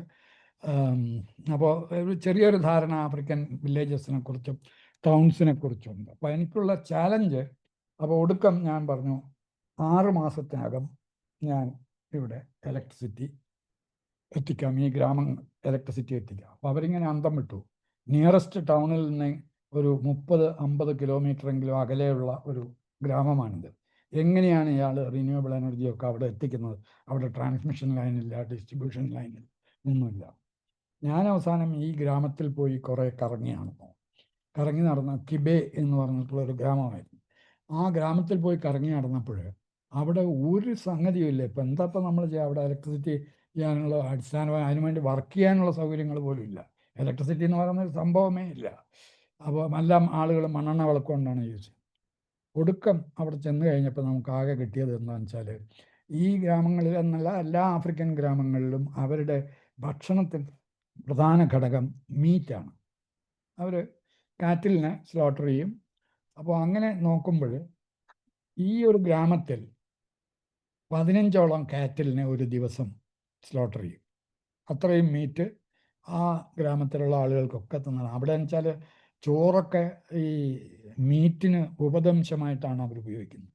അതായത് നമ്മളെ മാതിരി ചോറിന് കറി എന്നുള്ള രീതിയിലല്ല. അപ്പോൾ ഇങ്ങനെ നോക്കിയപ്പോൾ ആകെ അവിടെ ഉണ്ടായിരുന്നത് എനിക്കൊരു സ്റ്റഡി ആയിട്ടുള്ള എനിക്കൊരു എനർജി സോഴ്സ് എന്ന് പറയുന്നത് ഈ കാറ്റിനെ സ്ലോട്ടർ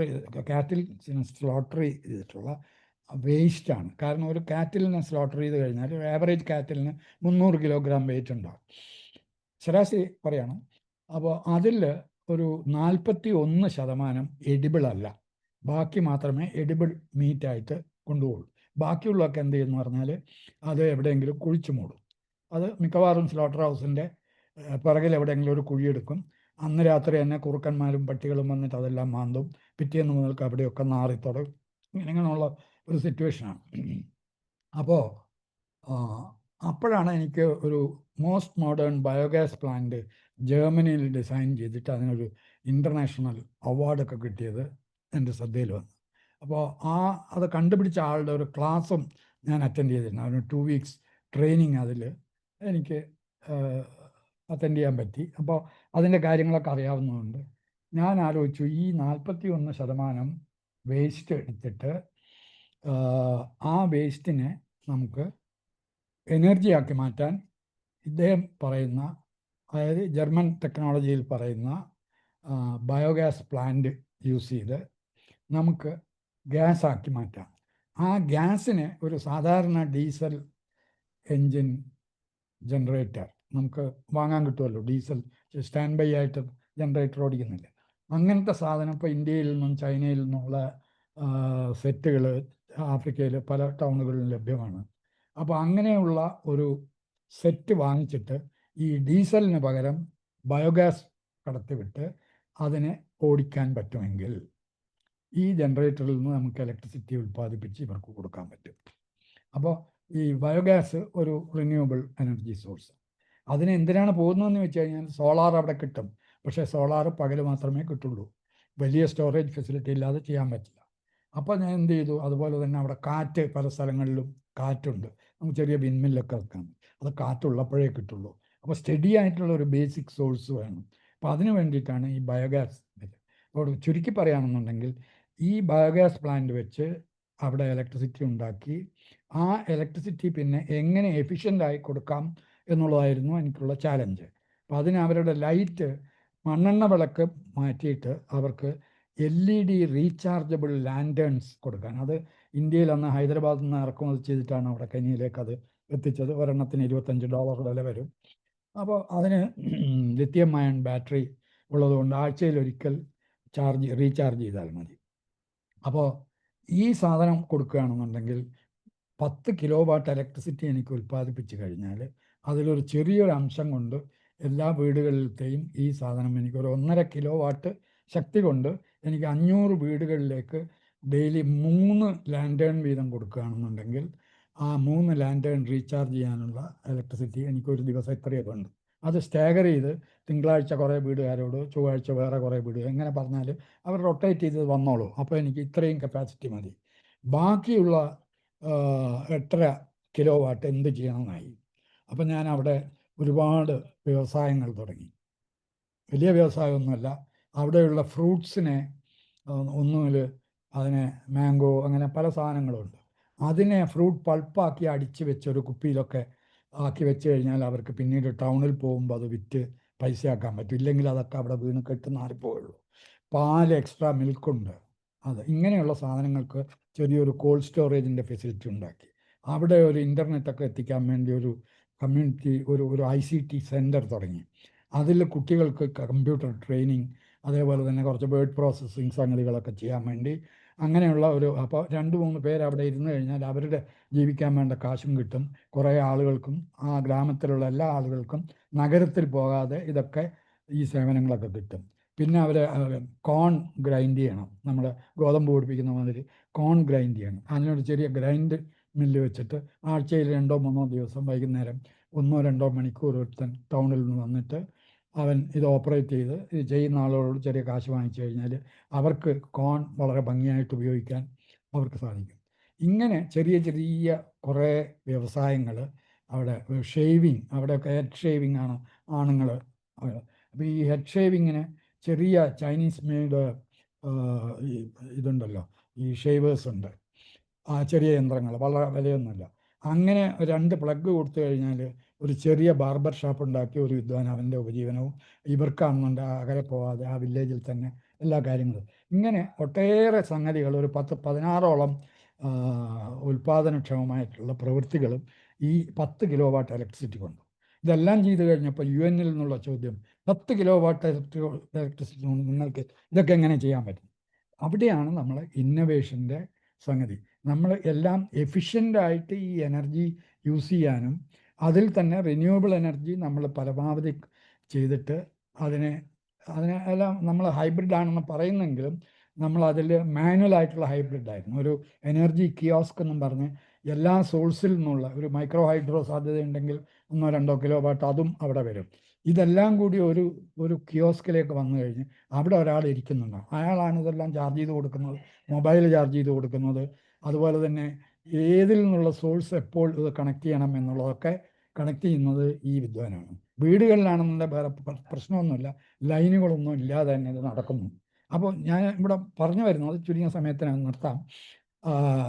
അപ്പോൾ ഇത് ഞങ്ങൾ നോക്കിയപ്പോൾ ഒരു വീട്ടിൽ 3 മണ്ണെണ്ണ വിളക്ക് കത്തിക്കാൻ വേണ്ടി ഒരു മാസം ഒരു ഫാമിലി, ഏറ്റവും പാവപ്പെട്ട ഫാമിലിയാണല്ലോ അത് ചെയ്യുന്നത്, അവർക്ക് $14 ഇക്വലൻ്റ് ആയിട്ട് 1000 കെനിയ ഷില്ലിങ്സ് വരുമായിരുന്നു. ഇത് LED റീചാർജബിൾ ലാൻഡേൺ ആയപ്പോൾ അതിൻ്റെ 4 ആഴ്ചയിൽ 4 റീചാർജ് വരും. അതിന് ഈ സെൻറ്ററിലേക്ക് കൊടുക്കേണ്ട കാശും കൊടുത്തു കഴിഞ്ഞാൽ അവർക്ക് ആകെ വരുന്ന ചിലവ് $5 താഴെ വരുള്ളൂ. അപ്പോൾ $9 ഓരോ ഫാമിലിക്കും ബെറ്റർ ലൈറ്റിങ്ങോടുകൂടി, സേഫാണ്, എപ്പോൾ വേണം വെച്ചാൽ ഓൺ ചെയ്യാം. അങ്ങനെ അതിൻ്റെ സോഷ്യലായിട്ടുള്ള ഒരുപാട് പ്രോബ്ലംസ് ഉണ്ട്, അതിനെക്കുറിച്ച് ഇപ്പോൾ പറയുന്നില്ല. നമ്മൾ ടെക്നോളജി എങ്ങനെയാണ് ഇതിനെ അഡാപ്റ്റ് ചെയ്തെടുക്കുന്ന ജയറാം പറഞ്ഞ മാതിരി ഞാൻ പറയാണ്. അപ്പോൾ എന്തു വന്നു, അപ്പോൾ ഓരോ ഫാമിലിക്കും $9 സേവിങ്സ്. അപ്പോൾ അപ്പോഴാണ് ഒരു പ്രോബ്ലം വരുന്നത്. 3 ലാൻഡേൺ വാങ്ങണമെന്നുണ്ട് ഒരു ഫാമിലിക്ക് $75 വേണം. $75 ഒന്നും അവനെ ഒന്നിച്ച് കണ്ടിട്ടില്ല. അപ്പോൾ അവിടെ നമ്മളെ കോപ്പറേറ്റീവ് ബാങ്ക് പോലെ ഒരു ഇക്വിറ്റി ബാങ്ക് ഉണ്ട്. അതിൻ്റെ ഹെഡ് ക്വാർട്ടേഴ്സിൽ നെയ്റോബിയിൽ പോയി നമ്മൾ അതിൻ്റെ ആൾക്കാരോട് സംസാരിച്ച് പറഞ്ഞു. അവർക്ക് എല്ലാ ഗ്രാമങ്ങളിലും ബ്രാഞ്ചുണ്ട്. അപ്പോൾ ഇവിടെ നിങ്ങൾ ചെയ്യേണ്ടത് ഇവർക്ക് ഈ $75 നിങ്ങൾ ലോൺ കൊടുക്കുക, എന്നിട്ട് ഒരു കൊല്ലം കണ്ടോ മറ്റോ തിരിച്ചടക്കാൻ വേണ്ടി പറയുക.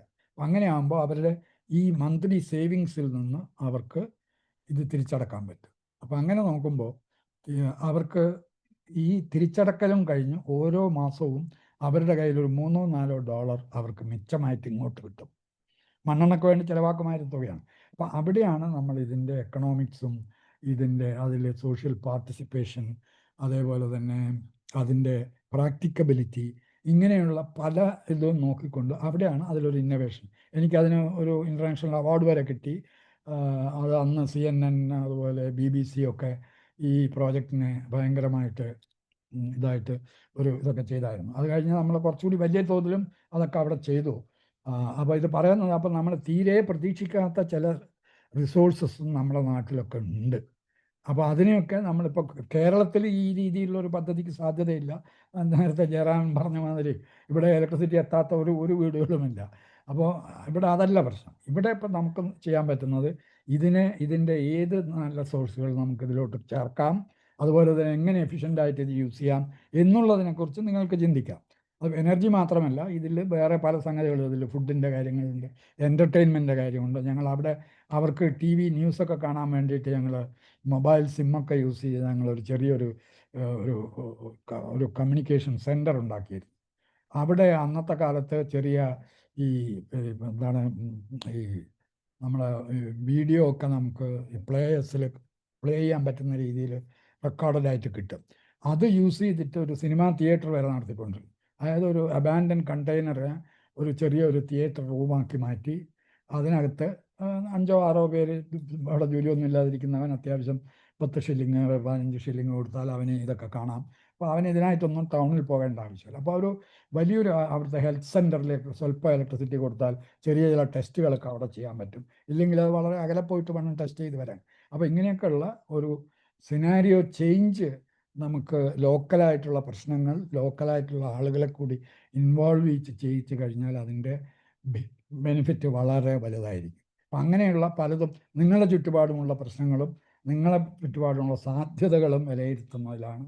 തീർച്ചയായിട്ടും അവിടെ ജയറാമനും പറഞ്ഞത്, അതായത് നിങ്ങളൊരു ഡ്രോൺ യൂസ് ചെയ്താലോ സാറ്റലൈറ്റ് യൂസ് ചെയ്താലോ വീട്ടിനകത്ത് വെള്ളം കയറിയതിൻ്റെ കൃത്യമായ ഡാറ്റ കിട്ടില്ല.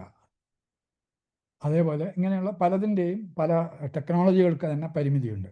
അവിടെയാണ് നമ്മൾ ഇങ്ങനെയുള്ള ചില മാനുവൽ ഇൻ്റർവെൻഷനോടുകൂടി എൻറ്റയർ സിനാരിയോ മാറ്റിയിട്ട് വളരെ accurate data at the same time managed by local people എന്ന് വരുന്നത് ഒരു ക്വാണ്ടം ചേഞ്ചാണ്. അപ്പോൾ ഇത്തരം കാര്യങ്ങളൊക്കെ കുറച്ചുകൂടി ആലോചിച്ച് ഇനി നിങ്ങളുടെ അടുത്ത ചോദ്യങ്ങളൊക്കെ എന്തുവാണെന്ന് വെച്ചാൽ വരട്ടെ. Next Ratnakumar. Thank you sir. ഇനി ചോദ്യത്തിനുള്ള സമയമാണ്. ചോദ്യങ്ങൾ ചോദിക്കാം. 1 by 1 ആരുടെ പേര് നമ്മൾ പറയുന്നില്ല. യെസ്, സ്റ്റാർട്ട് ചെയ്യാം.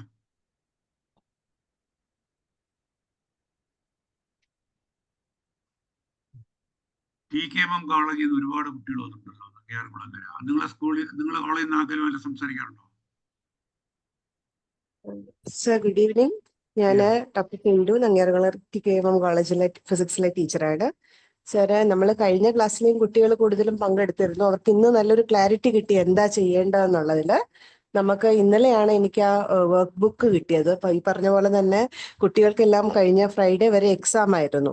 അപ്പം കുട്ടികളിലോട്ട് ഈ ആശയം എത്തിയിട്ടുമുണ്ട്. അവരതിനെ ഫ്രെയിം ചെയ്തുകൊണ്ടിരിക്കുകയാണ്. അപ്പം കോളേജ് തുറക്കുന്ന ജൂൺ 2 കോളേജ് തുറക്കുമ്പോഴേ കുട്ടികളിലോട്ട് ഈ ഒരു ബുക്ക് എത്തുകയുള്ളൂ. നമുക്ക് ഇന്നലെയാണ് അത് കയ്യിൽ കിട്ടിയത്.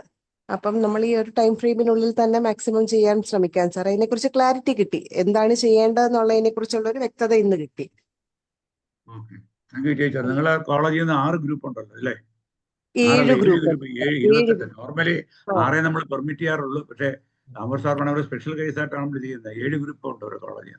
ഒരു കുട്ടിയെ മാത്രം ഒരു ക്ലാസ്സിൽ നിന്നും മാറ്റി നിർത്തണ്ടല്ലോ എന്ന് കരുതിയിട്ടാണ് മറ്റൊരു ഗ്രൂപ്പും കൂടെ ഫോം ചെയ്ത് താങ്ക് യു വെരി മച്ച്. എല്ലാവരെയും പാർട്ടിസിപ്പേറ്റ് ചെയ്യിപ്പിക്കാവുന്ന രീതിയിൽ കൊണ്ടുവന്നത്. Okay okay okay. ഈ സാന്ദ്ര സജി ഉണ്ട്, FMN Fathima National College. Sandra ഇല്ലെങ്കിൽ ആരുടെയും പേര് പറയുന്നില്ല, നിങ്ങൾ തന്നെ സ്വയം വന്നാൽ മതി. Hello sir. പറഞ്ഞു. നമ്മൾ ആദ്യമേ ഒരു ഐഡിയ ഇങ്ങനെ എടുത്തു വെച്ചിട്ടുണ്ടായിരുന്നു. നമുക്കും ഈ ഫ്രൈഡേ വരെ എക്സാം ആയിരുന്നു. അപ്പം നമ്മളിങ്ങനെ ഫ്രെയിം ചെയ്യുന്നതേ ഉള്ളൂ. നമ്മുടെ മെന്ററിന്റെ സപ്പോർട്ട് ഉണ്ട്, സ്മിത മിസ് നമ്മുടെ മെന്റർ. നമ്മൾ ഈ വേസ്റ്റ് മാനേജ്മെന്റുമായിട്ട് റിലേറ്റ് ചെയ്തൊരു ഐഡിയ ആണ് ഇപ്പൊ നോക്കുന്നത്. ബട്ട് അത് എത്രത്തോളം ആപ്ലിക്കബിൾ ആവുന്നുള്ളതിന് ഒരു ഡൗട്ട് ഉണ്ട്. ചോദിച്ച സംശയം സാർ പറഞ്ഞു തരും. ആക്ച്വലി സർ, നമ്മൾ കാർബൺ അല്ലെങ്കിൽ ഈ ഫുഡ് വേസ്റ്റ് നിന്ന് എങ്ങനെ അതൊരു ഫ്യൂവലായിട്ട് ട്രാൻസ്ഫോം ചെയ്ത് എടുക്കാന്നുള്ളൊരു ഐഡിയയിലാണ് നമ്മൾ നിൽക്കുന്നത്. എത്രത്തോളം ആപ്ലിക്കബിൾ ആവും നമുക്ക് അറിയില്ല. ഫുഡ് വേസ്റ്റിൽ നിന്ന് ഡയറക്റ്റ് ആയിട്ട് നിങ്ങൾക്ക് ഫ്യൂവൽ ഉണ്ടാക്കാൻ ഒരു ബുദ്ധിമുട്ടും ഇല്ല. പോർട്ടബിൾ ബയോഗ്യാസ് പ്ലാന്റുകൾ വെച്ച് കഴിഞ്ഞാൽ നിങ്ങൾക്ക് ആ ഫുഡ് വേസ്റ്റ് അതിലിട്ട് കഴിഞ്ഞാൽ രാവിലെ കുക്ക് ചെയ്യാൻ നേരത്ത് നിങ്ങൾക്ക് നിങ്ങളുടെ LPG ഓഫ്സെറ്റ് ചെയ്യാം. നിങ്ങൾ പൊതുവെ LPG ആണ് ഉപയോഗിക്കുന്നത്. ഇപ്പൊ പലരും ഇലക്ട്രിസിറ്റി ഉപയോഗിക്കുന്നുണ്ട്. അതിന് പകരമായിട്ട് പോർട്ടബിൾ ബയോഗ്യാസ് പ്ലാന്റുകൾ, നേരത്തെ സമർ സാർ പറഞ്ഞതിന്റെ ഒരു കണ്ടിന്യൂഷൻ ആയിട്ട് നമ്മുടെ നാട്ടിൽ ഇനിയും ഒരുപാട് പോപ്പുലർ ആവേണ്ട ഒരു വസ്തുവാണ്. ഉണ്ട്, പക്ഷെ നമ്മുടെ പെനിട്രേഷൻ നോക്കിക്കഴിഞ്ഞാൽ വളരെ കുറവാണ്. അപ്പൊ ഫുഡിന്ന് ഫ്യൂവൽ ഉണ്ടാക്കാം. എഞ്ചിൻ ഓടിക്കാനാണെങ്കിൽ കുറച്ചും കൂടി ബുദ്ധിമുട്ടുണ്ട്. നേരിട്ട് കുക്ക് ചെയ്യാനാണെങ്കിൽ യാതൊരു ബുദ്ധിമുട്ടില്ല. അല്ല സർ, നമ്മളൊരു വെഹിക്കിൾ ഫ്യൂവൽ ആയിട്ട് കൊണ്ടുവരാൻ വേണ്ടിയിട്ടാണ്. അത്ര അത് നിങ്ങൾ അസസ് ചെയ്യേണ്ടി വരും. എത്ര ക്വാണ്ടിറ്റി ഉണ്ട്, നിങ്ങൾ എങ്ങനെയാണ് അതിനെ മാറ്റുന്നത്. വെഹിക്കിൾ ഫ്യൂവൽ ആണെങ്കിൽ അതിന്റെ ഒരുപാട് പ്രശ്നങ്ങൾ ഉണ്ട്. കാരണം ആ വെഹിക്കിളിന്റെ എഞ്ചിന് ഇത്തരം ഫ്യൂവലുകൾ ഉപയോഗിക്കാൻ പറ്റുമോ, അതിന്റെ പ്യൂരിറ്റി എത്രയായിരിക്കണം, അതിന്റെ മറ്റ് സ്പെസിഫിക്കേഷൻസ് മീറ്റ് ചെയ്യാൻ പറ്റുമോ, എഞ്ചിൻ മാറ്റി വെക്കുന്നത് പ്രാക്ടിക്കലി പോസിബിൾ ആണോ എന്നുള്ളതൊക്കെ ആലോചിച്ചിട്ട് വേണം അങ്ങനെ ആലോചിക്കാൻ. Okay sir, okay, thank you. നിങ്ങൾക്ക് സംശയം വല്ലതും ഉണ്ടെങ്കിൽ കേരളത്തിന് ബന്ധപ്പെട്ടാൽ മതി കേട്ടോ. ഒരു സപ്ലിമെന്ററി ആയിട്ട് ഒരു പോയിന്റ് കൂടി പറയട്ടെ. ഓക്കെ. ബയോഗ്യാസ് പ്ലാന്റ് നിങ്ങളൊരു കമ്മ്യൂണിറ്റി പ്ലാന്റ് ആയിട്ട് പ്ലാൻ ചെയ്യുകയാണെന്നുണ്ടെങ്കിൽ ഇതിൻ്റെ എഫിഷ്യൻസി വർദ്ധിപ്പിക്കാൻ, കാരണം നമ്മൾ ഇന്ത്യൻ ബയോഗ്യാസ് മോഡൽസും ചൈനീസ് ബയോഗ്യാസ് പ്ലാന്റ് മോഡൽസും പണ്ട് ലോകത്തുള്ള എല്ലാ കൂട്ടരും, ഈ ജർമ്മനിയിലത്തെ ഈ ഇൻവെൻഷൻ വരുന്നതിന് മുമ്പ് അതിൻ്റെയൊക്കെ എഫിഷ്യൻസി വളരെ കുറവായിരുന്നു. അതിൽ നിന്ന് കിട്ടുന്ന ഗ്യാസ് സ്റ്റഡി ആയിരിക്കില്ല, കുറച്ച് ക്വാണ്ടിറ്റിയും കുറവായിരുന്നു. അത് മാറ്റിയതാണ് ഈ ഇദ്ദേഹത്തിൻ്റെ ഒരു റൊട്ടാലർ മോഡൽ എന്നാണ് അതിൻ്റെ പേര്. ആ ടെക്നോളജിയിൽ ചെയ്യുന്ന എന്താണെന്ന് വെച്ചാൽ ബേസിക്കായിട്ട് അവർ കണ്ടുപിടിച്ചത് ഈ ബയോഗ്യാസ് പ്ലാന്റിൻ്റെ അകത്ത് വർക്ക് ചെയ്യുന്നത് ഗ്യാസ് പ്രൊഡ്യൂസ് ചെയ്യാൻ ബാക്ടീരിയയാണ്. ആ ബാക്ടീരിയ നമ്മളെ കുടലിലും പശുവിൻ്റെ കുടലിലും ഒക്കെ ഉള്ള അതേ ബാക്ടീരിയയാണ് ബയോഗ്യാസ് പ്ലാന്റിനകത്ത് വർക്ക് ചെയ്യുന്നത്. അതുകൊണ്ടാണല്ലോ നമ്മൾ ചാണകം ഒക്കെ സീഡ് ചെയ്യുന്നത് ബയോഗ്യാസ് പ്ലാന്റിൽ. അപ്പോൾ ആ ബാക്ടീരിയയുടെ ലിവിങ് ടെമ്പറേച്ചർ നമ്മുടെ ബോഡി ടെമ്പറേച്ചറാണ്, അതായത് 36.8. Degree Celsius. പക്ഷേ ബയോഗ്യാസ് പ്ലാന്റിനകത്ത് കേരളത്തിൽ പോലും ഒരു ദിവസത്തിൽ ഒരു 10-16 മണിക്കൂറുകളോളം ചിലപ്പോൾ 18 ഡിഗ്രി വരെയോ 15 ഡിഗ്രി വരെയൊക്കെ ടെമ്പറേച്ചർ താഴും.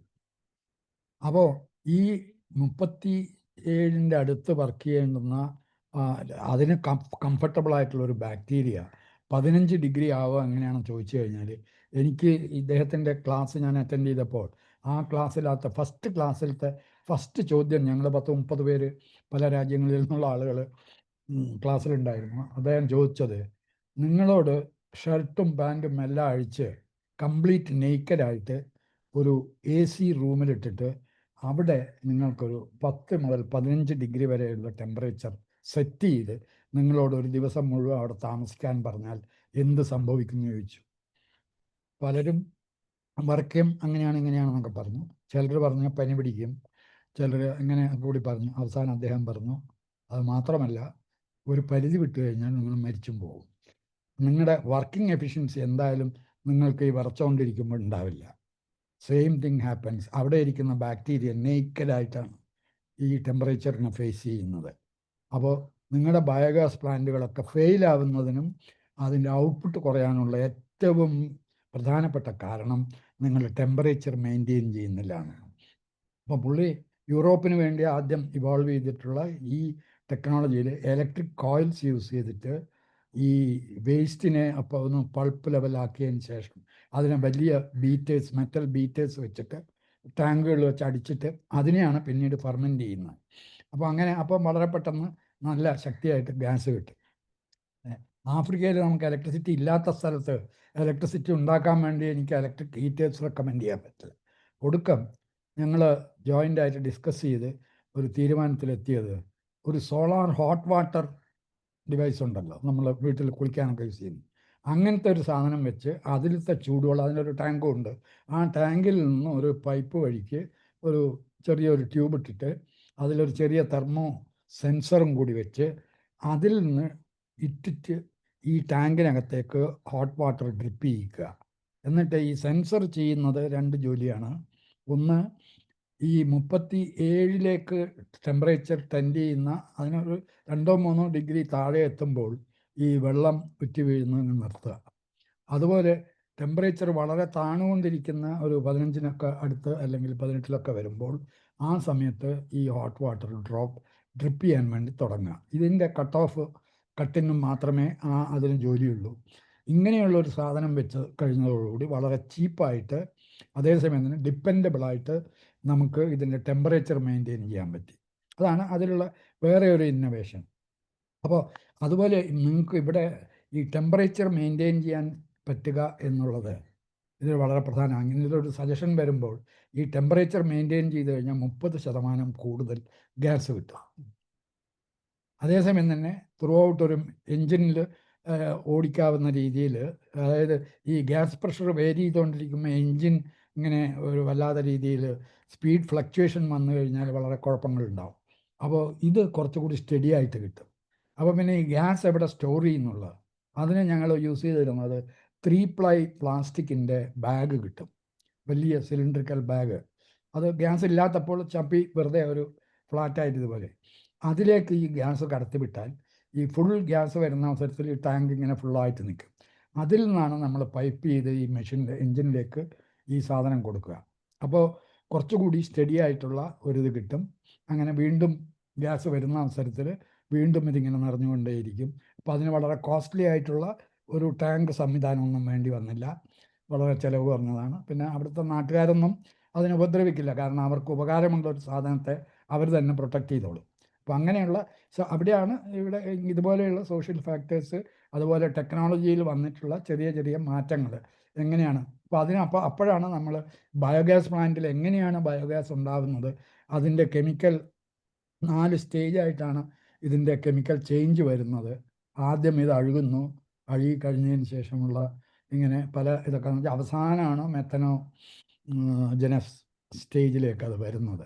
അപ്പോൾ ഈ 4 സ്റ്റേജിനെ കുറിച്ച് നമ്മൾ മനസ്സിലാക്കാനും, അത് ഡിഫറൻറ്റ് സ്പീഡിലാണ് വർക്ക് ചെയ്യുന്നത്. അതുകൊണ്ട് തന്നെ നമ്മളൊരു സിംഗിൾ ഡൈജസ്റ്റിനകത്ത് ഇത് ഇടുന്നതിനേക്കാൾ നല്ലത് 2 ചേംബർ ഉണ്ടാക്കുന്നതാണ്. ഒന്ന് ഇത് ഡൈജസ്റ്റ് ചെയ്യാനുള്ള ഡൈജസ്റ്റർ, അത് ഇടയ്ക്കിടയ്ക്ക് തുറന്ന് വൃത്തിയാക്കാനൊക്കെ പറ്റുന്നതാണ്. കാരണം എല്ലുകൾ, മുള്ളുകൾ, ഇങ്ങനെയുള്ള സാധനങ്ങളൊക്കെ അതിൽ വരും. അപ്പോൾ ഈ രീതിയിൽ നമുക്ക് എന്ത് മെറ്റീരിയലാണ് യൂസ് ചെയ്യുന്നതെന്ന് വെച്ചാൽ അതിനനുസരിച്ച് നമ്മൾ ആ പ്രോസസ്സിൻ്റെ സ്പീഡും മനസ്സിലാക്കി കഴിഞ്ഞാൽ നമ്മൾ ബയോഗ്യാസ് പ്ലാന്റിൻ്റെ എൻറ്റയർ എഫിഷ്യൻസി കൂട്ടി അതിൽ നിന്ന് മാക്സിമം ഗ്യാസ്, അതായത് മാക്സിമം എനർജി എടുക്കാൻ പറ്റും.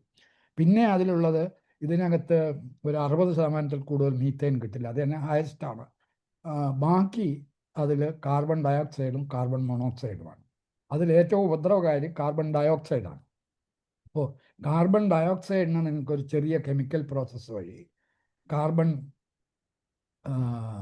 മൊണോക്സൈഡായിട്ട് മാറ്റി അതിനെ ഇത് ബേൺ ചെയ്യാൻ പോകുന്ന അവസരത്തിൽ ഇത് മിക്സ് ചെയ്യുകയാണെന്നുണ്ടെങ്കിൽ അതിൻ്റെ എനർജി വാല്യൂ കൂടി കിട്ടും. അപ്പോൾ ഒരു എൻജിനിലോ ഒരു ഒരു രീതിയിലുള്ള കമ്പഷൻ്റെ ഒരു ചേംബറിലേക്ക് കൊണ്ടുപോകുകയാണെന്നുണ്ടെങ്കിൽ നിങ്ങൾക്ക് കൂടുതൽ എനർജി അതിൽ നിന്ന് കിട്ടാൻ പറ്റും. ഇതേ സാധനം തന്നെ, അതായത് നമ്മുടെ റോ ബയോഗ്യാസിനെ നമുക്ക് കുറച്ചുകൂടി എനർജിയുള്ള ഒരു സംഗതിയാക്കി മാറ്റാൻ പറ്റും. അപ്പോൾ അതിനുള്ള ടെക്നോളജികളൊക്കെ ഇപ്പോൾ കമേഴ്ഷ്യലായിട്ട് ഡെവലപ്പ് ചെയ്തിട്ടുണ്ട്. അത്തരത്തിൽ ഇന്ത്യയിലും ചെയ്തിട്ടുണ്ട്.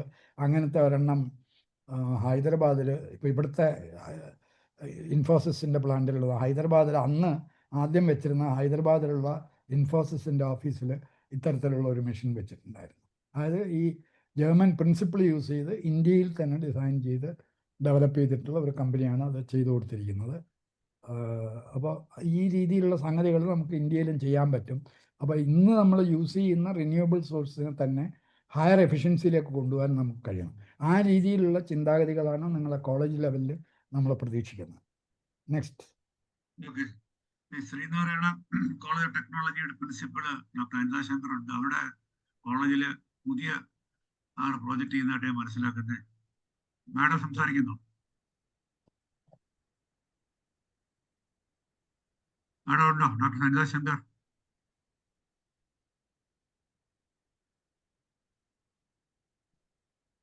ഓക്കെ, ബാക്കി ആർക്കെങ്കിലും എന്തെങ്കിലും ചോദിക്കാണ്ട് ചോദിക്കാം.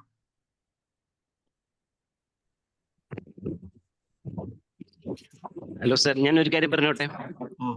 മധുകൃഷ്ണൻ സാർ, നമ്മളിപ്പോ ഈ ആലപ്പുഴ ജില്ലയും മറ്റെല്ലാം കടലാക്രമണം, വെള്ളം എന്ന പ്രശ്നങ്ങളായി നിൽക്കുന്നത്. നമ്മുടെ തീരപ്രദേശങ്ങളിലുള്ള വീട് നിർമ്മാണം സമതല പ്രദേശത്തെ പോലത്തെയും അല്ലെങ്കിൽ ഹൈറേഞ്ചിനെ പോലെയും ഒരേ ഒരു തരത്തിലുള്ള വീട് നിർമ്മാണമാണ് നടന്നുകൊണ്ടിരിക്കുന്നത്. പലയിടത്തും വളരെ കുറച്ചേ മാറ്റങ്ങളുള്ളൂ. ഈ വീട് നിർമ്മാണത്തിന്റെ രീതിയും അതിന്റെ ദിശകളും ഒക്കെ മാറിക്കഴിഞ്ഞാൽ ഒരുപാട് സാധ്യതകളുണ്ടെന്ന് മാത്രമല്ല, അത്തരം ചില പ്രോജക്റ്റുകൾ അങ്ങനെ ചെയ്തിട്ടുണ്ട്, അവർ രക്ഷപ്പെട്ടിട്ടുണ്ട് നമ്മുടെ വീട് തകരുന്നതിൽ നിന്നും. ഉദാഹരണത്തിന്, വീടിനകത്തേക്ക് വെള്ളം കയറി ഇറങ്ങിപ്പോവാനുള്ള വഴികൾ കൃത്യമായി, അതായത് ഡോറുകളുടെ പൊസിഷൻ കാര്യങ്ങളൊക്കെ മെറ്റീരിയൽസേ പോവുള്ളൂ, അല്ലാതെ ആ ബിൽഡിംഗ് നാശമാവില്ല. ഇങ്ങനെ ഇതുപോലെയുള്ള കുറേ സംഭവങ്ങൾ പലയിടത്തായിട്ട് ചെയ്ത് വിജയിച്ചിട്ടുണ്ട്. നമ്മുടെ ഭാഗത്ത് ഇത് നടന്നിട്ടില്ല എന്നാണ് ഞാൻ മനസ്സിലാക്കുന്നത്. സിവിൽ രംഗത്ത് ഉള്ള കോളേജിലെ സിവിൽ ഡിപ്പാർട്ട്മെന്റുകളിന് ഇടപെടാവുന്ന വിഷയം കൂടിയാണെന്ന് തോന്നുന്നു. തീർച്ചയായിട്ടും അതിനെക്കുറിച്ച് ആർക്കെങ്കിലും എക്സ്പ്ലോർ ചെയ്യാൻ പറ്റുമെങ്കിൽ that will be a good thing. Okay, ഈ ഡോക്ടർ മുംതാസ് ഉണ്ടോ? TK college of arts and science, കൊല്ലം.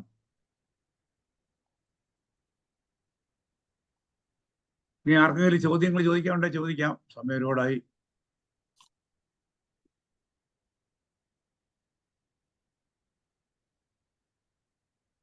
നീ ഇവിടെ വന്നിരിക്കുന്ന പാർട്ടിസിപ്പൻസിൽ ആർക്കെങ്കിലും എന്തെങ്കിലും ചോദിക്കാനുണ്ടെങ്കിൽ ചോദിക്കാം. ആർക്കാണെങ്കിലും ചോദിക്കാം, ആരുടെയും പേര് പറയുന്നില്ല.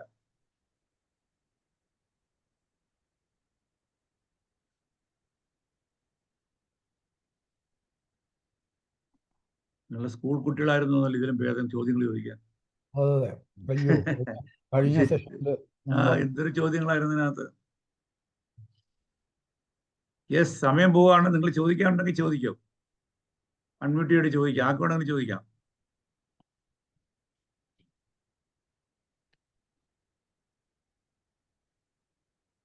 അവരൊക്കെ പുതിയ പ്രോജക്റ്റ് ആലോചിച്ചുകൊണ്ടിരിക്കുക. ഡോക്ടർ രഞ്ജിനി ഉണ്ടോ? Doctor Ranjini, SM college for women.